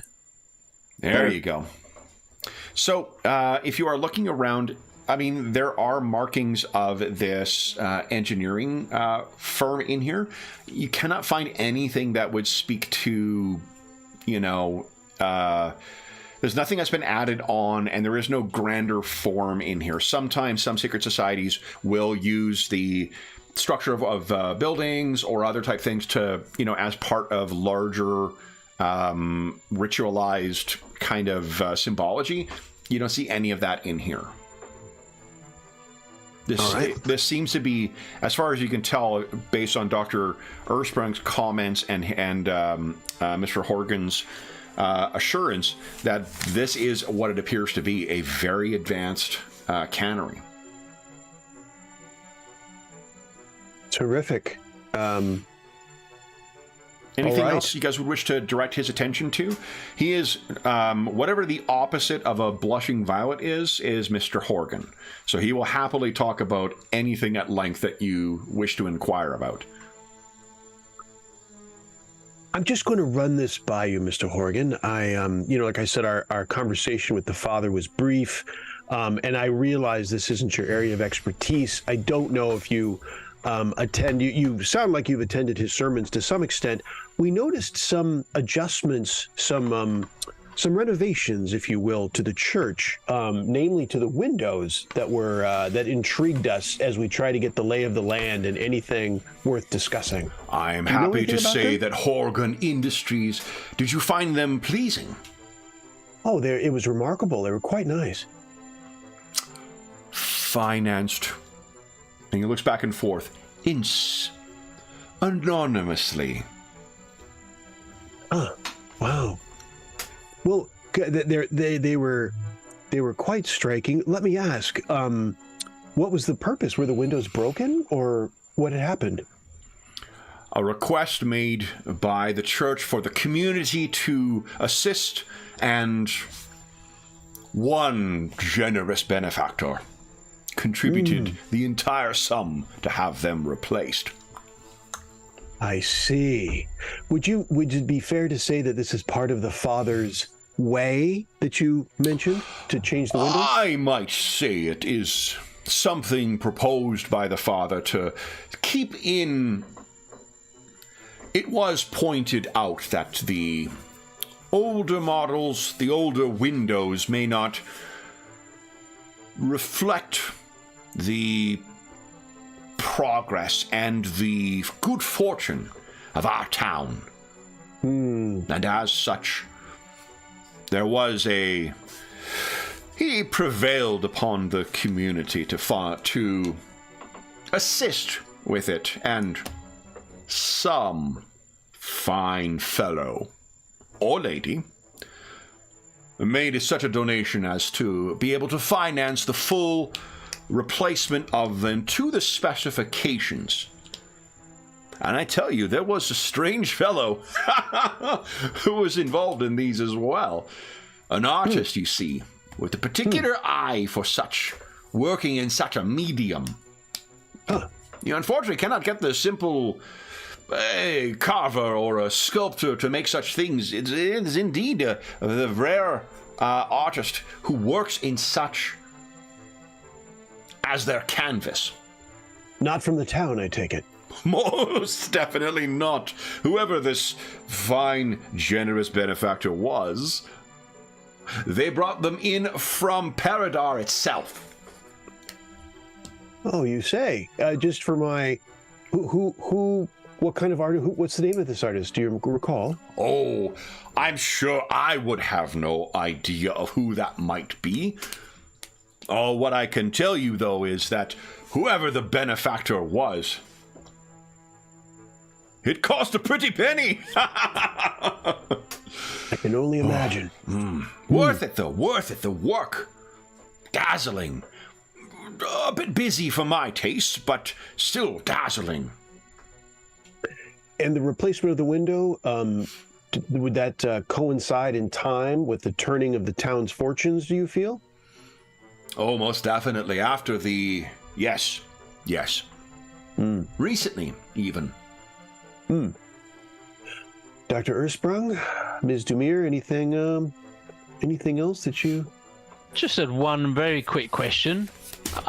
With the massive upgrade of the cannery, were the shipping or the boats, the fishing boats, upgraded as well? They have not as of yet.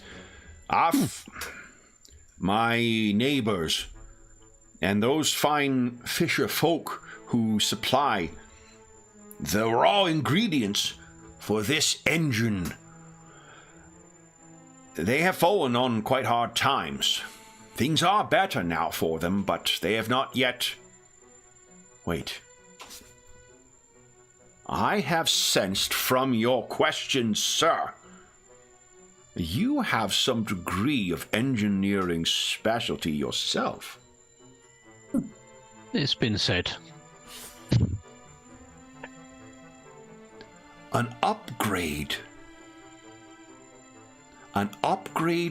to the fishing fleet. A trawler, perhaps. Something to scoop the riches from the sea. That, sir, that is a fascinating idea.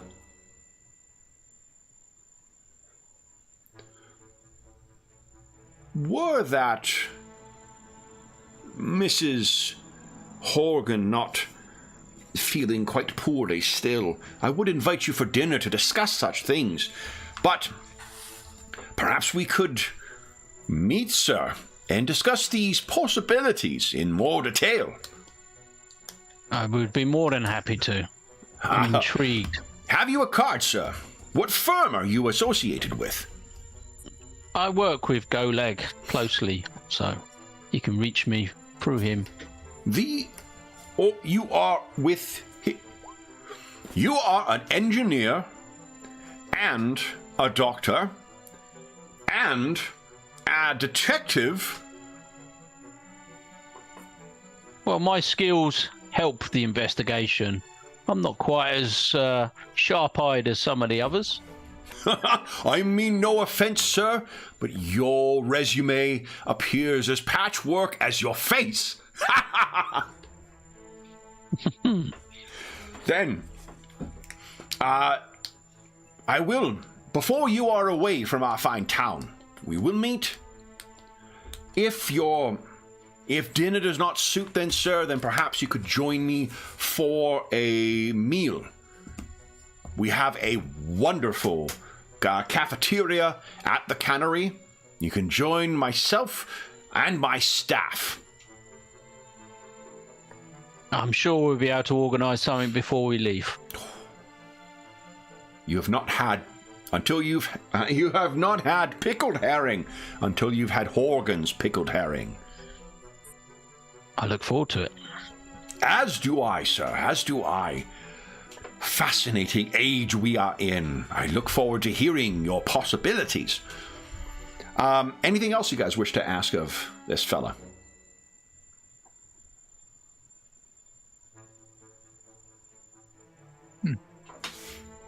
Can't think of anything.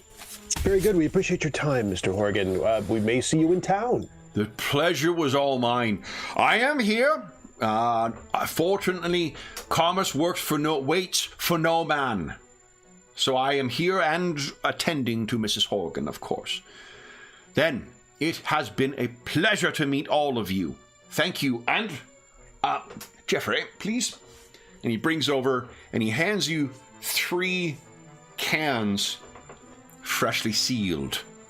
A memento of your trip to our fine cannery. Ah, delightful. Excellent.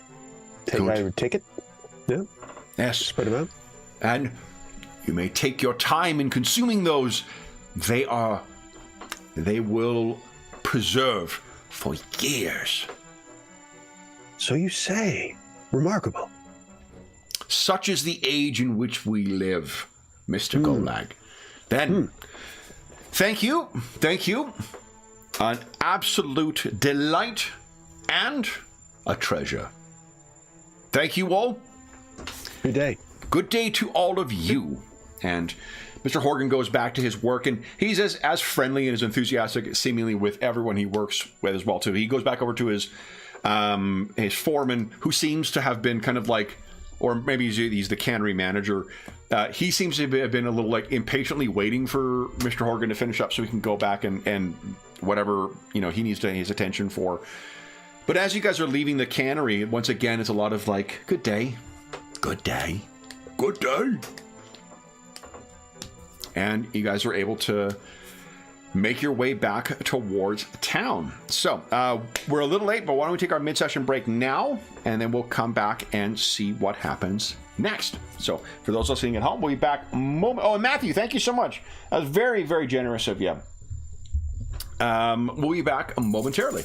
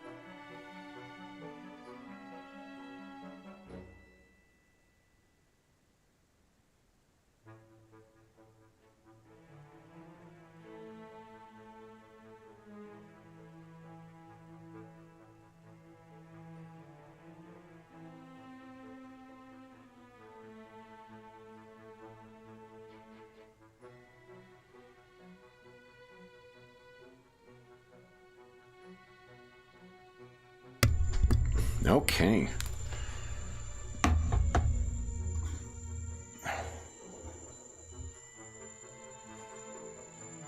Oh, yeah, Crumb. Sorry, there's a question about Crumb from Wayne? Oh, yeah, Crumb still does play. He's been very busy. He's had a very busy summer. Jamie is Crumb, a.k.a. Crumb. Yeah, we were playing with him a day or two ago, right? Oh, yeah. We On were Friday. Yeah. Kingmaker, yeah, he was in Kingmaker not this past Friday, but the Friday before. So, all right. So then, guys, with you returning back, I guess with you leaving the Horgan Cannery, where do you wish to go next?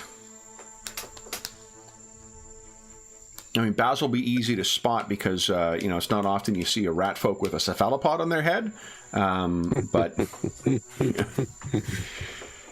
we've seen him with his gun hat disguise, so Right.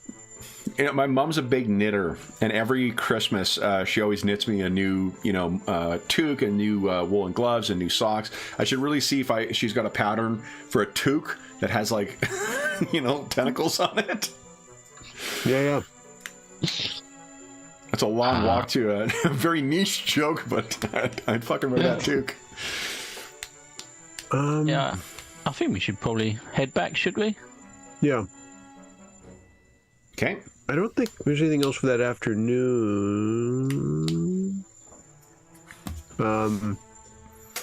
Someone has a dinner date. I mean, I'm not there, but...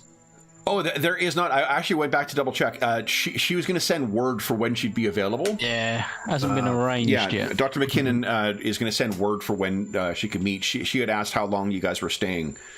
So, Because indeed, the doctor's dinner party card is filling up, for sure, in a general sense. all right, then. yeah. So as you guys are going back, anything you guys are talking about what you learned from Mr. Morgan? Or Mr. Horgan, forgive me. Well, other than the obvious that the priest or the father has been heavily involved in the great fortune of the cannery and the fishing, and he's heavily involved in that in some way, as we had already expected. Yes. So far, we have the priest at the top, I would think, of our chart. Mr. Horgan, just down from that, as you say, you two noticed that he was a bit overly taken with the father, perhaps, but he is next down. I can't help but feel that our proprietess, I would think, with her tracking and her listening, but mainly her with her ledger symbols, is somewhere in this mix. Now, of course, we have multiple powers that be, but it's much easier seeing her working with the father than it is working with the sea creatures. But it's possible. But she's doing something. She's up to something. And so far, I would think the presumption is that she's with the father in that effort. But we don't know. We don't know for certain that that's the case. I was going to say, if I was looking at Basil's investigation board, it would just be lots of strings all pointing to one character with this big fat priest face in the middle. Yeah. Everything seems to lead back to him, that he's controlling the rest of the town or having some influence on the rest of the town. That's how I see it. I do like the idea of Basil having a portable version of his conspiracy board. A little small thing, like a DM screen that he folds out, and it has like small thread instead of the big woolen thread. Yeah. Magnetic. But the sea creatures having their own unique spot on that board. They certainly they lead. There is a string from the creatures to the priest, but not in the same sense, of course, that I would think that the father and the Mr. Horgan are connected. They are on their own sort of angle. But I think the priest is working with the sea creatures somehow. He's got some agreement with them, which then gives the town its fish and the prosperity and everything. But what they're getting in return, I can only think are victims or... So you did roll. I rolled a secret roll for you for your for the perception when you guys were in the church. Dr. Ersprung, you rolled well enough. The look of surprise and the look of upset that you saw in his face, this was not the look of a child whose hand was caught in the cookie jar. This was someone finding out some upsetting information. Yeah, that's the. I was kind of going to go there. That's the one. I think your deduction is pretty solid, Dr. Ersprung, except for the fly in the ointment. The fish in the ointment is that of his reaction to his not knowing that they apparently are spending a great time around his church and looking in it, and in fact he was alarmed by it, and just the behavior of the creatures at the time, which is a presumption, but they didn't exactly go in and attend a meeting. They peered in and left. It was peculiar. It didn't seem to suggest a commonality. It didn't seem to suggest a cooperation of such. But all I can think of is maybe they made a deal that they would stay away and not get involved, and they're just using the mist, the fog, to hide their presence and their visits to the town. But yeah, I would offer you the characterization of their footpads, their web pads around the church as reconnaissance, even perhaps, which is something for us to consider when we're trying to work out the relationships. So we had this, I mean, my character isn't there, but maybe so. We had this idea that this amulet was something that might have been stolen from the Sea Devils, but we don't know. That's right, the amulet. Mm-hmm. That was in his office? Yes.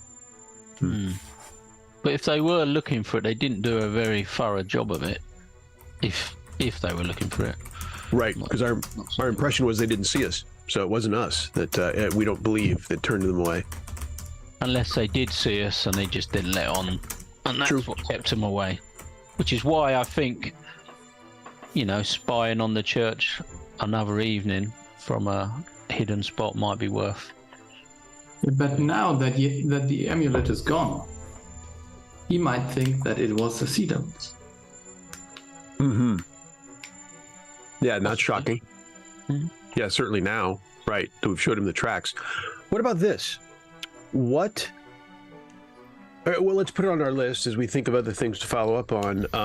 I would suggest to you that I am seeing signs of their tracks around each building in town. Perhaps there is a concentration of them somewhere, and I'm just throwing that out there as an item to be followed up on. The only one you've looked at thus far that I can recall has been the church, actually. Okay. Like, if you spare time looking around the cannery, the Horgan cannery has no such tracks around it. Interesting. But definitely worth keeping an eye out if you see any around the inn or any of the other places we visited. In fact, yeah, I think that's now every time we go somewhere, we need to. So I will definitely, when we go back, Kevin, I will make a thorough walk around our inn and take a good look of Will it shock you to learn there are tracks around the inn? Sacre bleu. And seemingly, not a concentration in the sense that there's dozens of them there. There was definitely someone standing directly outside of Dr. Ersprung's room. And you may recall Dr. Ersprung is the only one with a room on the ground floor, or the first floor, depending on what part of the world you're from. And Dr. Ersprung is sharing the room with Ms. Dumire, right? Dr. Ersprung is staying on his own. Ms. Dumire is on the second floor, where you and Basil are staying. Okay. Because I was just trying to, since the priest had eyes for Ms. Dumire, I'm trying to figure that out. I'm keeping that side investigation alive, side inquiry alive of why that was. One thing to consider is that as far as Paridar is concerned, while it is a very, very cosmopolitan city, Ms. Dumer is unique. Mm-hmm. As is Dr. Ursprung, for that matter, apart from his nefarious sister. Mm-hmm. Oh, and his brother, his younger brother, too. Hmm. Less, that would mean to take away your specialness there, Dr. Ursprung, but, Yeah, common as muck, basically, is what you're saying. Exactly. Ms. Dumer, however, there are Azerketi among the people, but no abyssal Azerketi like her kind. Or whatever, I can't remember if that's what it's called. What is your... Ancient scale. Ancient scale Azerketi. There are none others like her. Part of the reason why she was able to take to the stage. Unique. Nice. Very nice. Snowflake. Well, maybe we... anything else? Anyone has any afternoon chicanery? No, I'm intrigued to see what the Clockwork Spires got to feedback, so I think I'll be waiting for that. I'll take one walk out to the spot. I'm going to go on a Constitution walk, and take It's a constitutional. Constitutional. See, that'd be something that Golag would know, and Sean is more, pedestrian. I will take a walk out to the spa. Ah, okay. That's quite a brisk hike then. Yeah, that'll be if there's time. Sure. I will Yeah, make you'll be able to get back in time for dinner for sure. Yeah, so I'm looking for tracks. That is what I am doing. Got it. Okay. So, and what about? So, Golag has found the tracks around the Shoregate Arms, and then is heading out to the spa. What about Sally and Dr. Ursprung? What are you guys intending on doing for the rest of the afternoon? Depends if you feel like you need company or want company, or I think safety in numbers. Yeah, come on out. Potentially. Okay. Something we should think about. And Ms. Dumer? No, I'll come along. Okay. So then, Golag, you will pass that... the ruin is in a separate direction. So you make your way up there. You are able to find, if you look around the grounds, I think that because the security had... or the staff at least had identified who you were before, they may think that you never left. So you're able to do a thorough search of the grounds. And you're able to find some older indications that are closest to...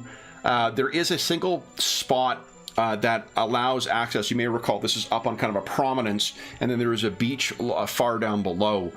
The beach is only... you have to kind of take a series of stairs down towards it, and then the beach itself is actually, when the tide is in, the beach is submerged. It's a kind of like rocky, stony beach, southern England kind of style. And what you can find while you are looking around on there are markings on the steps, on the wooden steps leading up. But apart from that, nothing else on the grounds. No other markings.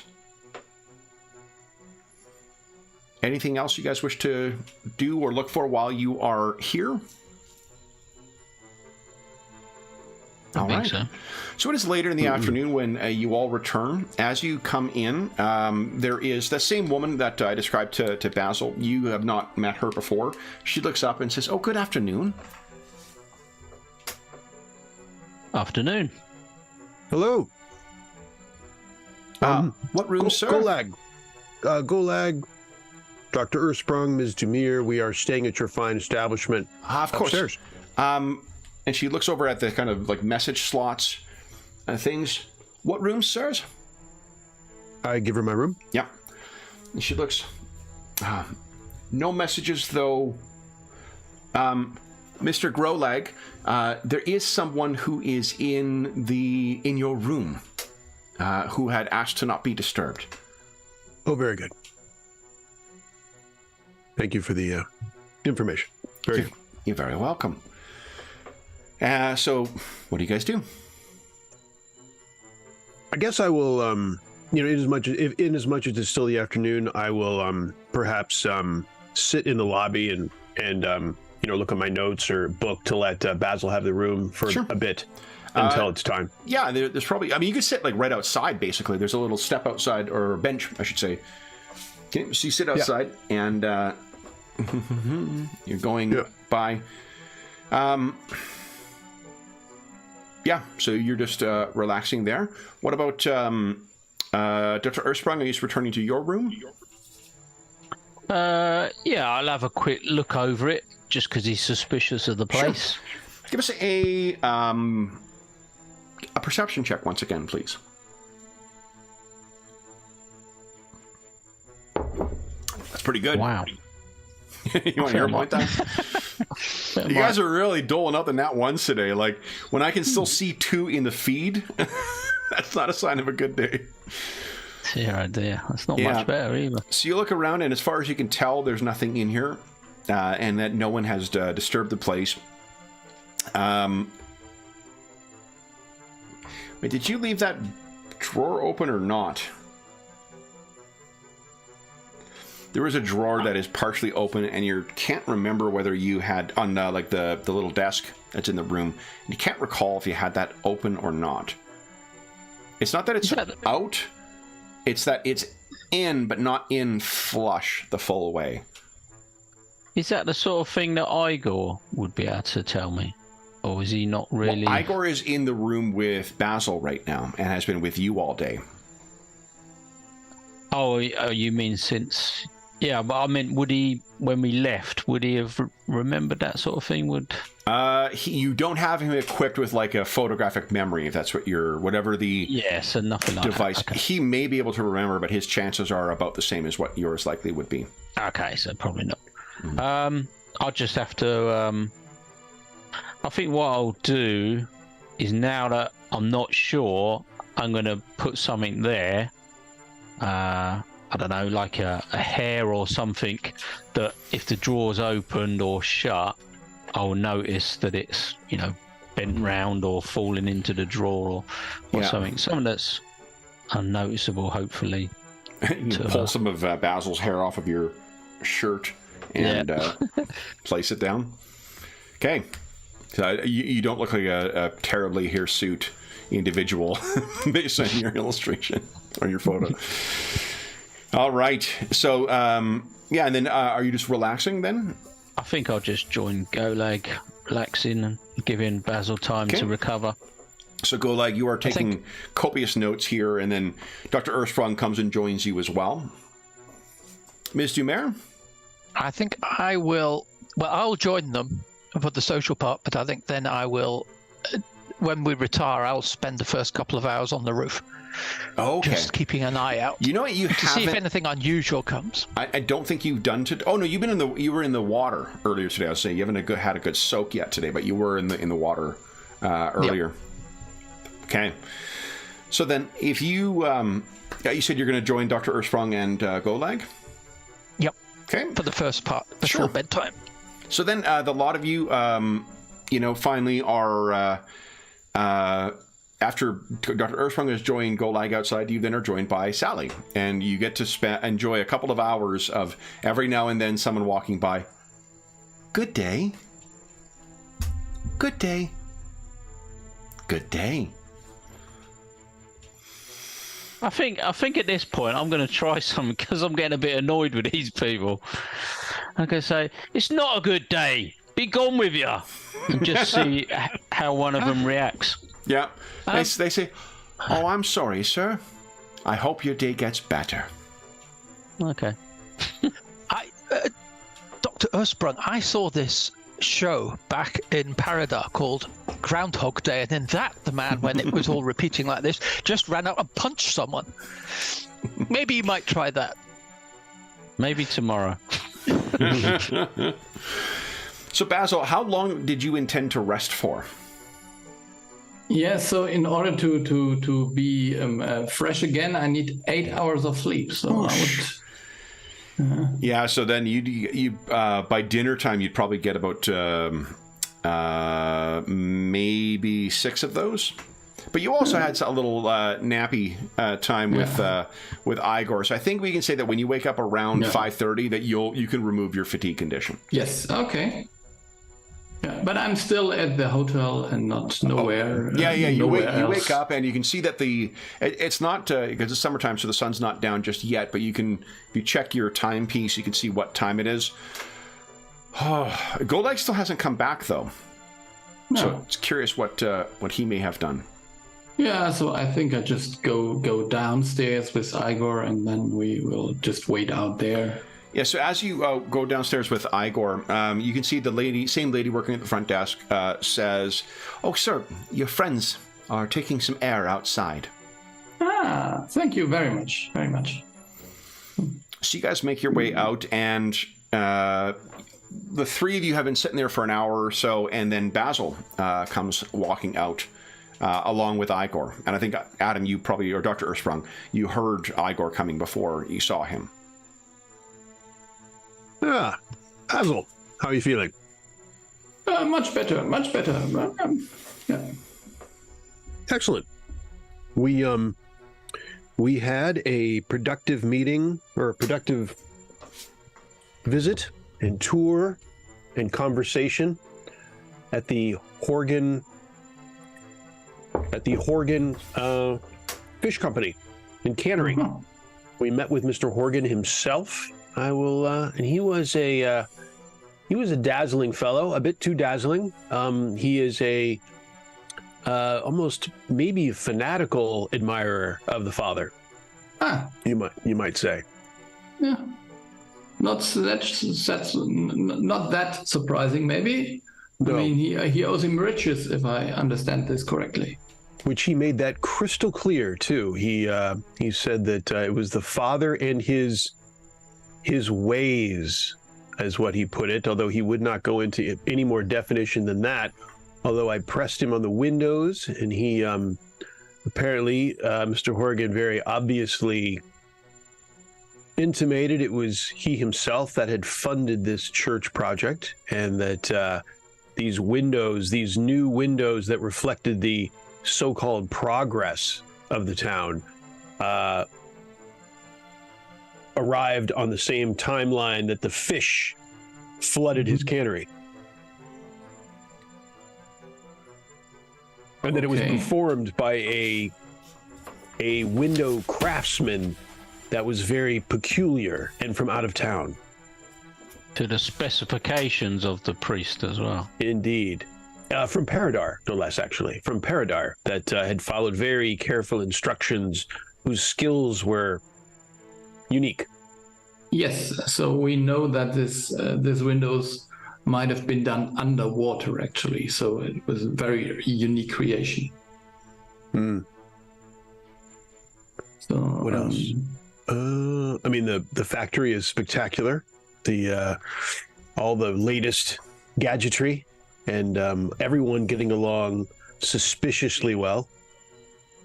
Well, I did note it. Well, made note and asked him if the fishing boats have been upgraded in any way, which they haven't.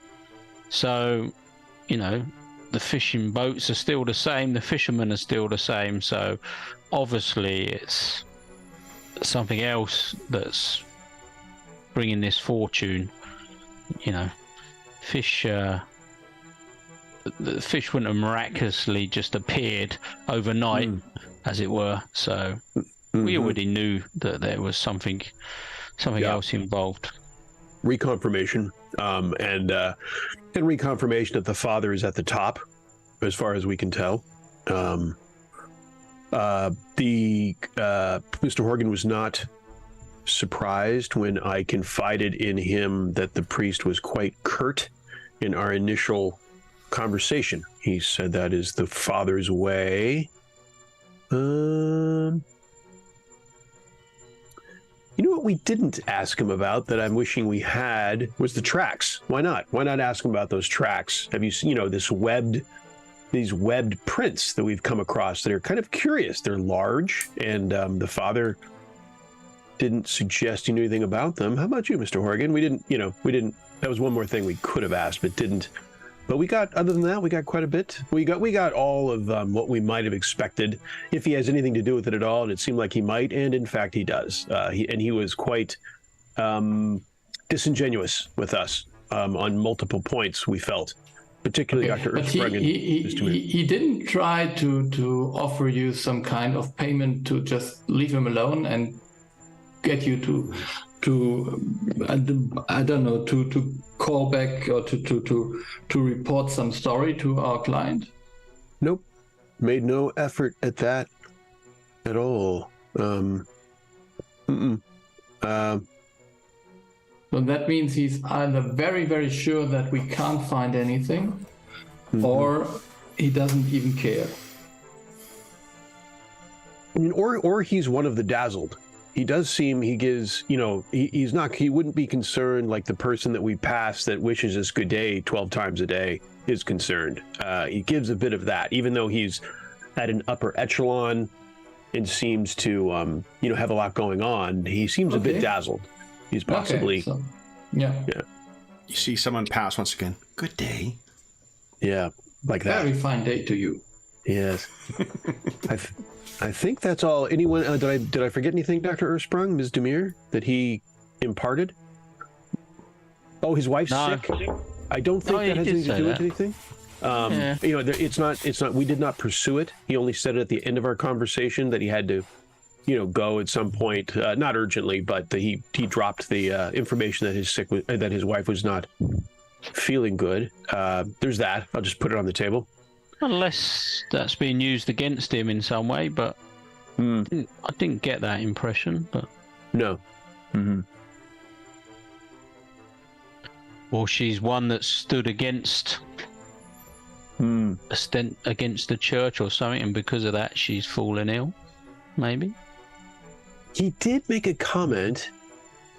It was in passing, perhaps nothing, but when I was pressing him on the father's so-called way, as he put it, Mr. Horrigan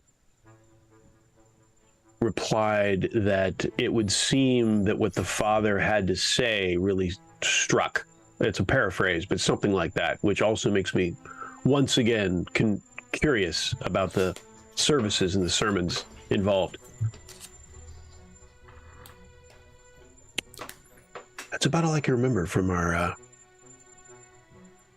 we got a tour. I mean, I think I said that, but yeah, we got a massive tour of the glory and magnificence, which is actually pretty accurate. Aside from the ships, as Dr. Erzsprung says, are the same, but the factory most certainly is not. It speaks of wealth, and he even bragged about the cafeteria and said that Dr. Erzsprung should come back for a conversation with him. Since Dr. Erzsprung had asked about the ships, Mr. Horrigan said, "Oh, maybe you can. I see that you're an engineer of sorts, and you can help me with that." And said we can have lunch at my cannery's cafeteria. So that's what I recall. That's the briefing on our afternoon. Oh, and then I went out and looked at the spa, because one of our, I think, side activities should be to look for tracks, these webbed tracks around town now, to see if we see how common they are, because there are no tracks that we can find at the cannery, curiously, I think a bit. But there are tracks around the spa, some, right, Kevin? There were some. The tracks and the spa were on the platform leading up from that beach. Yep. So that there was some tracks from beach. There's an access way there. The spa's on that kind of high ground, and there's tracks up the access way from the beach. And around the inn. And around the inn, indeed. Oh, even so much as maybe burying the lead, as it were, some evidence that there might have been a webbed figure staring solitary at the hotel window of Dr. Erzsprung. Dun, dun, dun. Okay, so do we know when the sermon starts? So it should be starting not long from now, and it should only run an hour or so. Yeah. Splash some water on my face, powder my nose, and let's. You will still go there in spite of us being able to eavesdrop? Oh no! I just mean from the afternoon's activities, not because I'm going to the church. He's also talking about his crippling cocaine addiction. That's the code. It's very Victorian of you to be a cocaine using I need detective. a couple bumps, if you know what I mean. Exactly. I'm gonna go upstairs. But no, I just mean from the afternoon's great activities, investigative activities.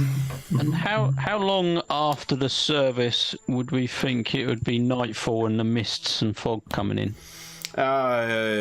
Shortly after the sermon, in all likelihood. Okay.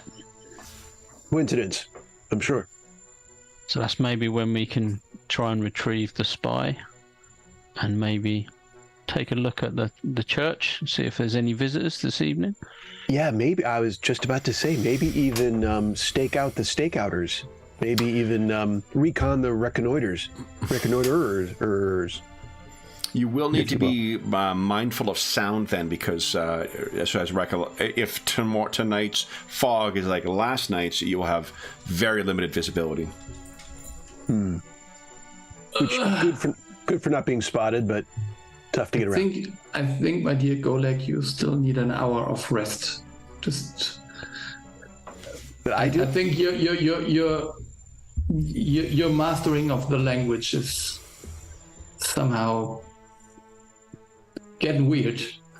It's this outside air. I'm not used to it. I need more smog, more coal. I need some of the chemical pheromones of the city, Basil. It's too much for me. It's too much. Yeah, and so just to be sure, would I consider this some kind of symptoms of an addictive without his drug? Who got Golek? Yes, because we have this suspicion that he's somehow addicted to this painting. And so he starts getting weirder and weirder, at least in my perception. Yeah. So I can't even imagine him sitting outside waiting for me to sleep. That's... Oh, yeah. No, that is definitely unusual. Yeah. That is unusual. Unless, I mean, he did seem fairly taken by the mystery, and that is something that has been known to distract him. Yeah. So, Yeah. But yeah, could possibly be. So, time for the service. So are you attending the service, or are you guys just going to eat and then go afterwards? Okay. So the service is, you guys are sitting outside, you're dining within. Are you eating here, or are you eating elsewhere? Yeah, I think somewhere else should be fine for eating. Yeah, Okay. we'll go to the bishop's cottage. I will keep an eye out to see how many people are heading in the church direction, to see if there's a lot of people going or if it's just a couple. Yeah, when you guys reach the bishop's cottage, because you'll pass the church as you're going in, and they are packing them in there for sure. And when you make your way Mr. down, Horgan? Sorry? Mr. Horgan? Do we see him in the crowd? You do not actually see Mr. Horgan. If you're intentionally looking out for him, you don't see Mr. Horgan, although you may recognize some of the more notable members of his staff, like that, the Minotaur who was loading things. He's among there with his wife. And when you guys reach the bishop's cottage, what you find is, in contrast to that place that was packed when you were in that first night you were here, almost no one's here. And when you walk in, the waitress says, good day. Please sit wherever you like. Won't be having anyone in here until after the service. Very good. Thank you. Your meals are brought to you once again, and you have an opportunity to discuss anything if you'd like to.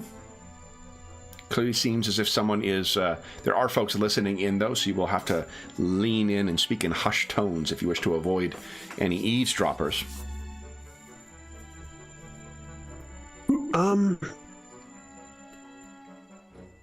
So we'll...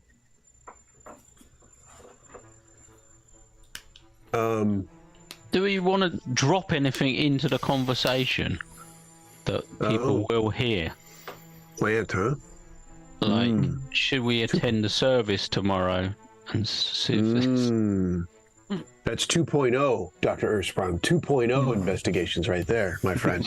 Yeah, I mean, those people who sit with us are not people who visit the service, so maybe those are people not under the influence. You know, in fact, they have to take it in turns because someone's got to stay at work. Yeah, or that, yeah. 3.0. Wow. We are deep.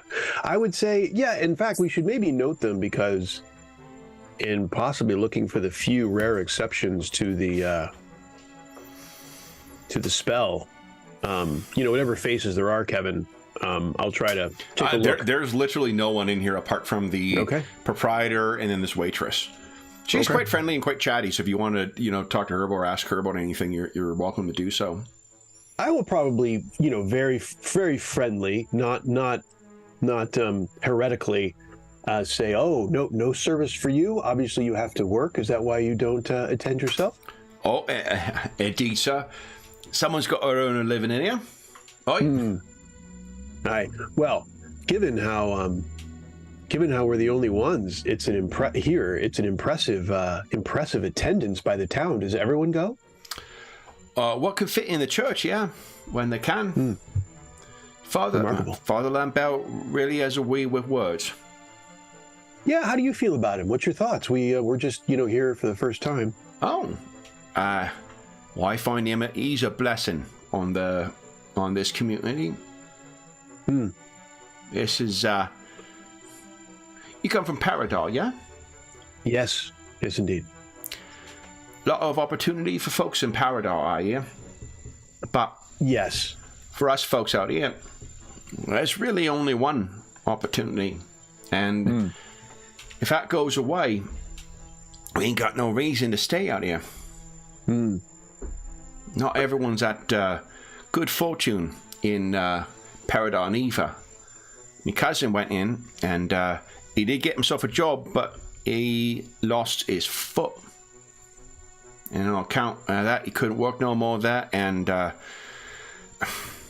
don't mean to bring you down, you know, day down, sir, but he came back in a box.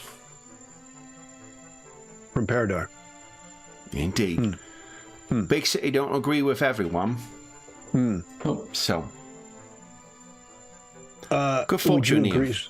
So you would agree that the town's fortunes changed with the father's arrival? Oh, I could not say enough, sir.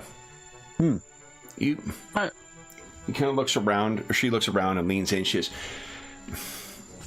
okay, so you ain't seen... you known fishing folk much? I can't say I have.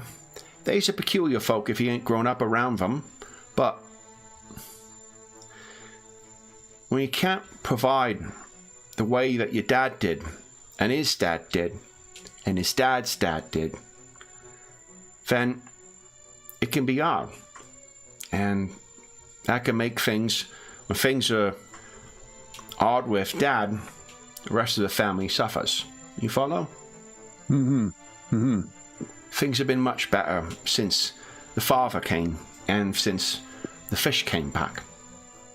We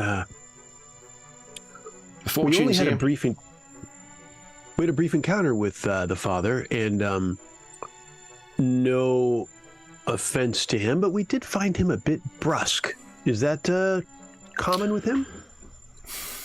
I feel that some of those what are touched by the heavenly host, they must be peculiar, no?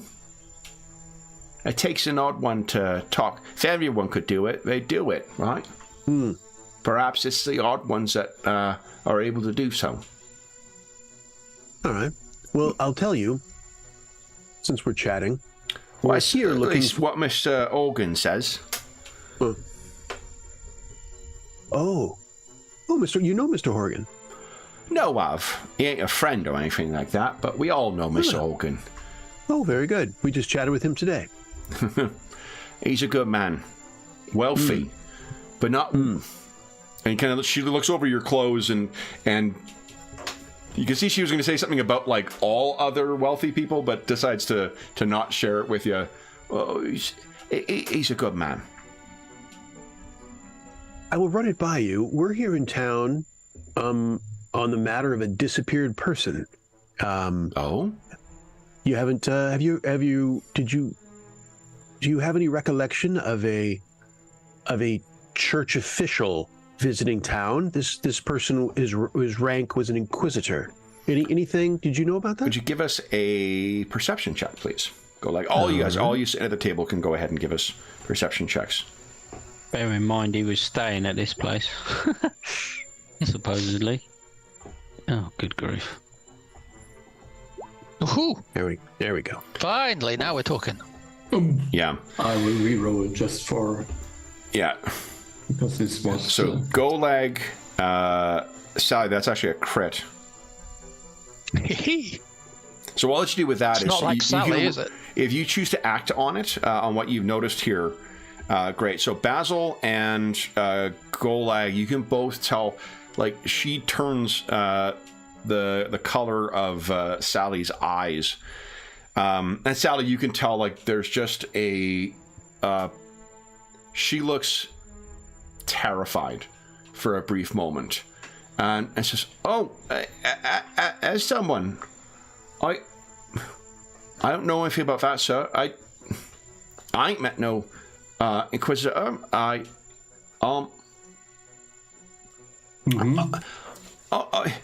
You want more drinks, then? No. I believe he was staying at the bishop's cottage. Is that right, Basil? yeah. We have notes that he was indeed staying here. Well, That's very interesting. You think? Yes. And then you hear kind of the sound of a pint glass, an empty pint glass put down heavily on a wooden bar top. And she kind of spins around, and it sounds like a fucking thunderclap in this relatively empty pub. She looks over, and the bartender is sitting there, hand on this empty pint glass, just staring at her. And she says, "Oh, excuse me, I've been chatting too long here. I get like that." And she backs away. Could we just so follow her to not really her, but go to the bar? I mean, just nothing would prevent you from doing that. Yes. So if you, she's like scampers over there, like I mean, like a pet returning almost, and she moves directly along her. She seems to be looking in his direction. His eyes are locked on her, and she goes right past him into the back, likely where the kitchen or whatnot is. And he looks back, and he would see you coming over, Basil, and then he... Afternoon, sir. Yeah. Another drink for you. Good afternoon. Sir, I got under the impression that you wanted to say something about the Inquisitor who stayed here. The who's a what stayed here? Yeah, okay. So you never heard of some person from the church who stayed here? Person of a church? No, I'm sorry, sir. The name is just the name of a bishop's cottage. It ain't where we got church people staying here. I see. I'm so sorry. I'm so sorry. An easy mistake to make. Yes. Totally. I'm sorry. I'm so sorry. No, quite all right, sir. While you're up, would you care for a top up? No, sorry. So did you not find it to your liking? You know, sometimes it seems like there are secret ingredients in the food and drinks in this place, which is very, very disturbing. Oh. Well, I can assure you, sir, there ain't no secrets in our ingredients. That's interesting. I am sorry that you feel that way. Perhaps a round on the house would help to mend some fences. No, sorry. I'm not in the mood. I was just maybe a kind of food poisoning, you know? A food poisoning? What you say? We ain't poisoning no food here, sir, if that's what you're inquiring. Did you find it disagreed with your constitution?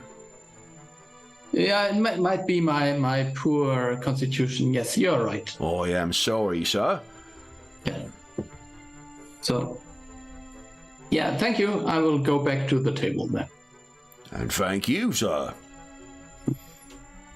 He's you're not turning around, but you could feel it that his eyes are in the back of your head while you're walking your way back. For the rest of you guys, you saw Basil walk over. You could probably hear all of that back and forth because of how quiet it is in here. And he goes back to polishing that one pint glass that he's got down, but he's looking over in your direction right now.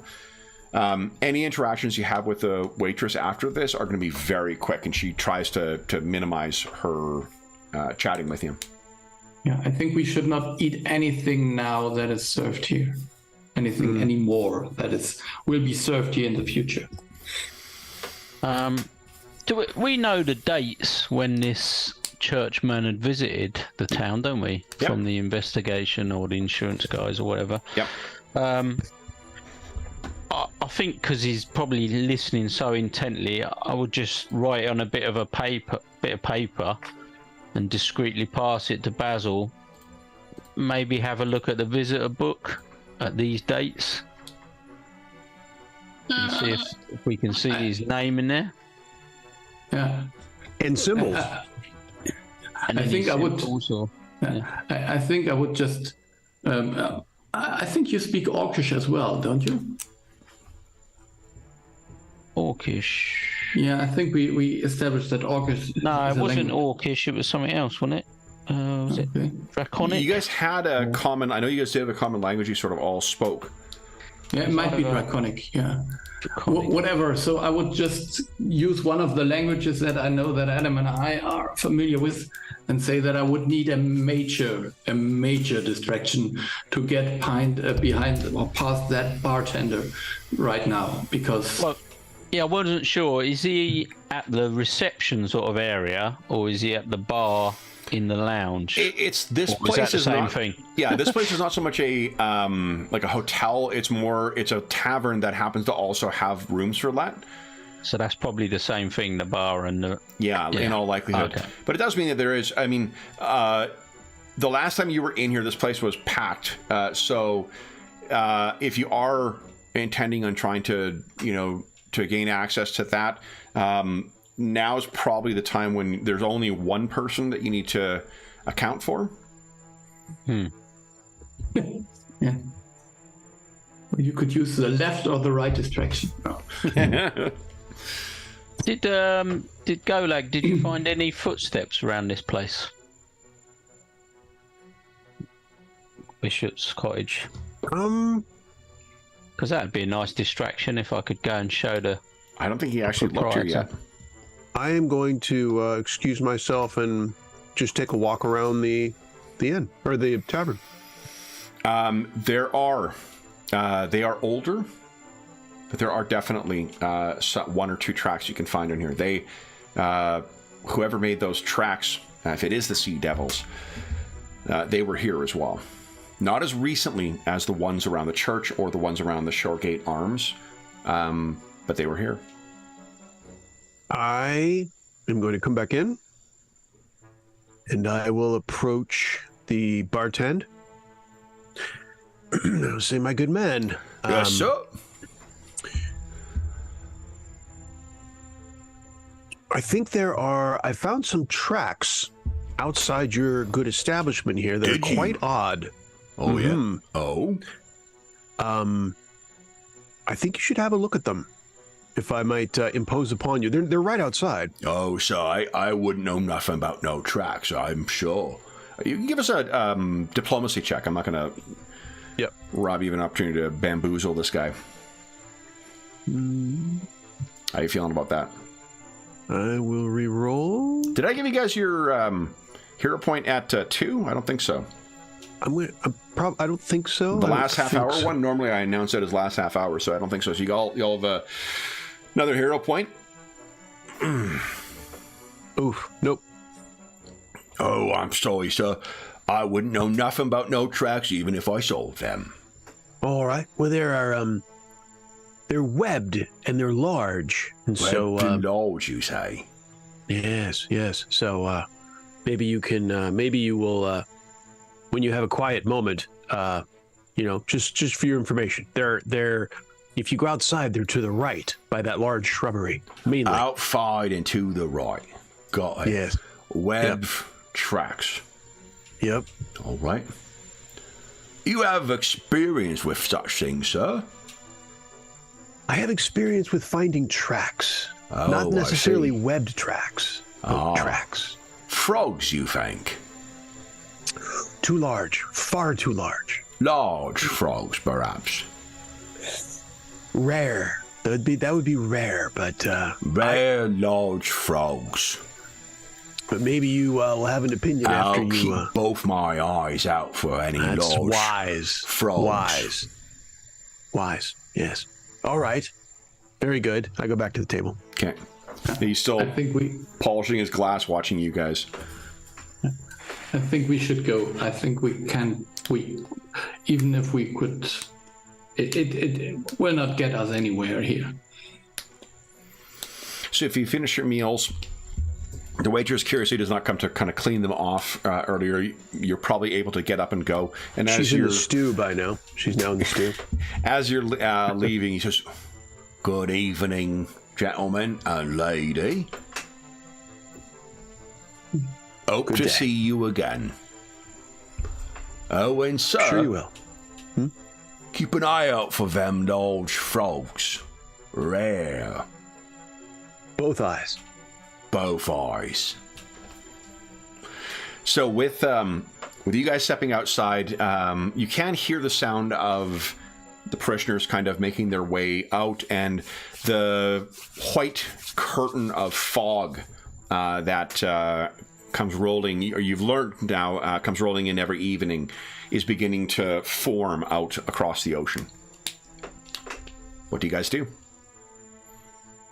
I think if you guys would make some kind of distraction outside of the church, I could just sneak in and retrieve the spy. And how do we feel about the reconnoitering of the reconnoiters? Do we want to do that? Try to do that tonight to see if any of our sea Yeah, creatures but show? what do we want to? I mean, we followed them to the water, so It's true. Well, they may do something different. I mean, they were there for something. I mean, the idea, I guess, would be to learn further. And of course, if they do the exact same thing, that would not be helpful. But if they, yeah, I'm guessing it was for this, and I will hand you the amulet. So take it. but why did they turn around? Yeah, because we didn't. They didn't know we were following them. But if they came for the amulet, why did they just look in the church and that was it? Yeah, I don't really know. But I mean, we had the impression that they might have seen us inside the church, but I don't know. I think it's worth watching for one more night, Yeah. as we've got some time. But I think to get into yeah. the church, there's a time slot now, maybe. All right. Okay. So as you guys you're passing people, good evening, good evening, good evening, evening, good evening, good evening. As you're making your way up towards the church. Basil, why don't you give us a stealth check, please? It's a little bit like the goldfish in the glass in the Monty Python sketch. They say good morning all the time after each round. So, 21. I'm not rolling well today. It's yeah. Can we hear a point that? Yeah, so I mean, I can only make it worse, but I think. There you go. That's more like it. Wait to see that fucking nat 1 would show up again. 'Cause we just finished scrolling past the last one, so we're due again. Right. So you guys are walking away up, and then it's sort of as you're making your way through the crowd, you suddenly realize that Basil is no longer with you. Golag, Sally, and Dr. Earthsprung, what do you intend to do? Are you heading back to the Shoregate Arms, or are you going to wait somewhere else? Are you doing as Basil asked, of making a distraction somewhere? I am so the and you said at that approximate time people are spilling out of the church, Kevin. Yeah, you're passing them. They've already come out of it, it seems, and they're heading their way down. There may be like one or two parishioners who are talking to Father Lambert out there. And let's take a look at his handsome face once again. Indeed. And is he outside when he's talking to them? Are they all like come outside? Yes. Yeah, they've all kind of sort of spilled out of the church. They're heading off to wherever they're heading off to. Some are going down to the bishop's cottage. Some are heading back to their homes, presumably. And he is talking to one or two people outside.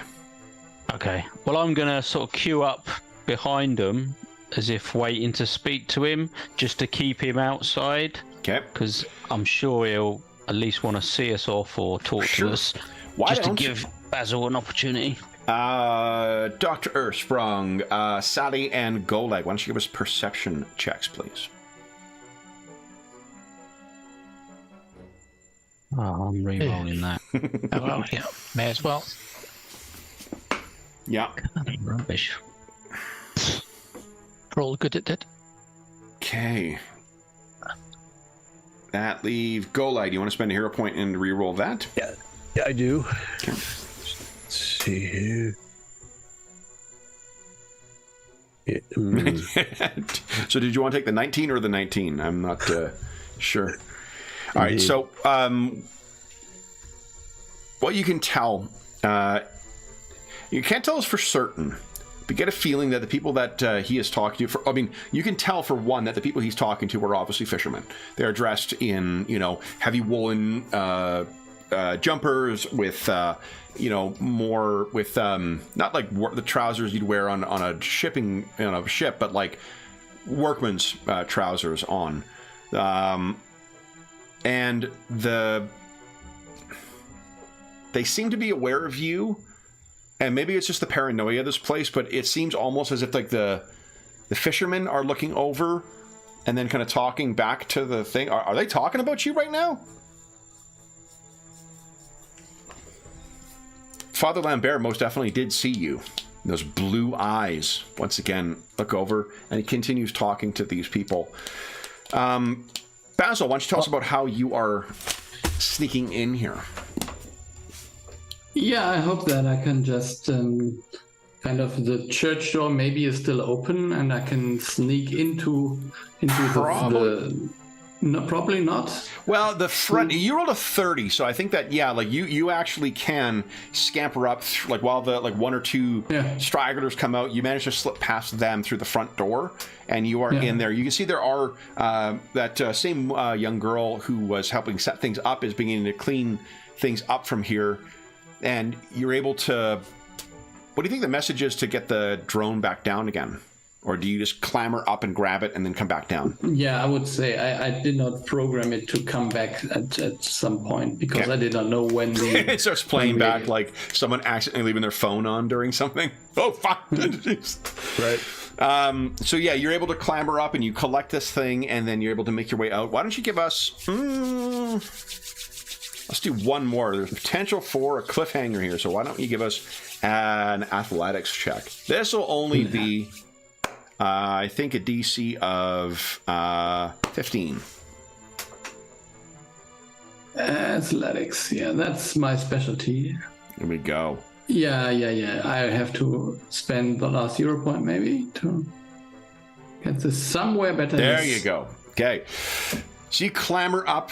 You're able to collect that and drop back down and skitter out before anybody notices. I think what Golag, Sally, and Adam, as you're standing there, conspicuously in the line of sight of Father Lambert, you hear like the whistle that Basil always uses to sort of indicate we're good to go. And what do you guys do? Were you intending on speaking to Father Lambert once again, or were you just using that as a distraction? I was using that as a distraction, and I might just sort of get to the point where it seems like I've been waiting too long, and I just... Okay. Oh, it can wait till tomorrow, and I'll just sort of walk off.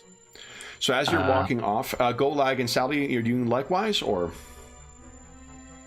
Yes. So as you're, what the three of you would spy is as you're walking away. Again, maybe it's your imagination, but Father Lambert seems to lean in and whisper something to one of those fishermen. And then the last thing we see in our session is Father Lambert's blue eyes turning back and once again tracing Dr. Ersprung, Golag, and Sally's path back to the Shoregate Arms. So, with that, guys, we bring part 6 of A Quiet Village by the Sea to an end. So, for those listening at home, thank you so much for joining us. And Matthew, thank you so much for your generosity as well, too. That's very, very kind of you. We will be back in 2 weeks' time to find what happens next. But in the interim, if you have any comments, questions, or concerns regarding the session, the campaign, or the game we're playing, please do not hesitate to leave a comment in the comment section of the video, and I'll endeavor to reply in a timely fashion. There's also a link down below to the Dungeon Musings Discord server, Dungeon Musings Discord server, in the description of this video. We have channels there dedicated to this campaign, this game, and every other game we run on the channel for the most part, as well as a ton of other great channels. There's great conversations going on over there. You are more than welcome to join us. A terrific community, more to the point, over there. There's also a link in the description of this video to our friends at Noble Knight Games. Noble Knight Games is the preeminent unionized retailer of hard-to-find and out-of-print RPGs in North America. Not only do they have a terrific selection of new role-playing games, board games, and card games, they have an unmatched selection of hard-to-find and out-of-print RPGs. If they do not have something in stock that you're looking for, you can often put it on a want list, and you'll be able to, they'll send you an email when it comes in stock. And if you make a purchase of $10 or more through their website, be sure to enter the code SUMMERMUSER, all caps, all one word. Now, I think that will have expired maybe today or yesterday. I need to get a new updated code, but if you come to one of our more recent videos, we will have the new updated code listed, and you can enter that at checkout and save yourself 10% on your purchase. There's also a link down below to something called Heroes Save Villages. That is the charity fundraising campaign we run on the channel. It benefits the SOS Children's Villages International Charity, a really amazing organization active in over 130 countries, benefiting over 80,000 orphaned and abandoned children, including emergency relief efforts in Morocco at the time of recording. Any donations that go through that link go directly to SOS Children's Villages International. None of it goes to the channel or any other middleman, just goes to help out the kids who benefit from their services. And as a small way of saying thank you, if you've donated $10 or more since June 1st, 2023, head on over to the Charity Initiatives channel of the Dungeon Musings Discord server, and you will find information there for that you can vote on the next charity session, which will be in 2 weeks' time yesterday, so 13 days from now, at the time of recording. And then as well, the final session. Voting is going on right now for the game we're going to play and the types of heroes, and it looks like we're going to be playing some GURPS with some Viking Raiders that the heroes will be playing.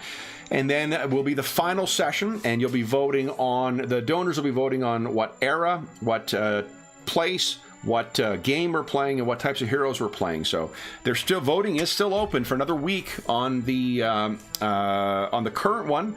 So there are other options as well if GURPS is not your flavor of game, but 3 great options. All 3 will make for terrific, I think, for terrific sessions.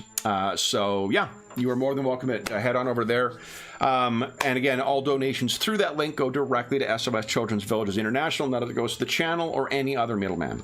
The last thing I will say is an enormous thank you to our stalwart illuminators. So Sean, James, Ingolf, and Darren, thank you so much for playing today, guys. Boy, you've learned a little more, you met a little more, and seems that you've told everyone in town that you are on the search for a missing Inquisitor. I am sure there will be no consequences from that. So, for those listening at home, we'll be back in 2 weeks' time to find out about those consequences. But until then, we hope that we gave you a couple of hours, or a few hours, to take your mind off the troubles of our world and think about the troubles that our heroes are uncovering in the lovely seaside town of Dag-on-the-Sea. And until we see you again, stay safe, stay healthy, and happy gaming.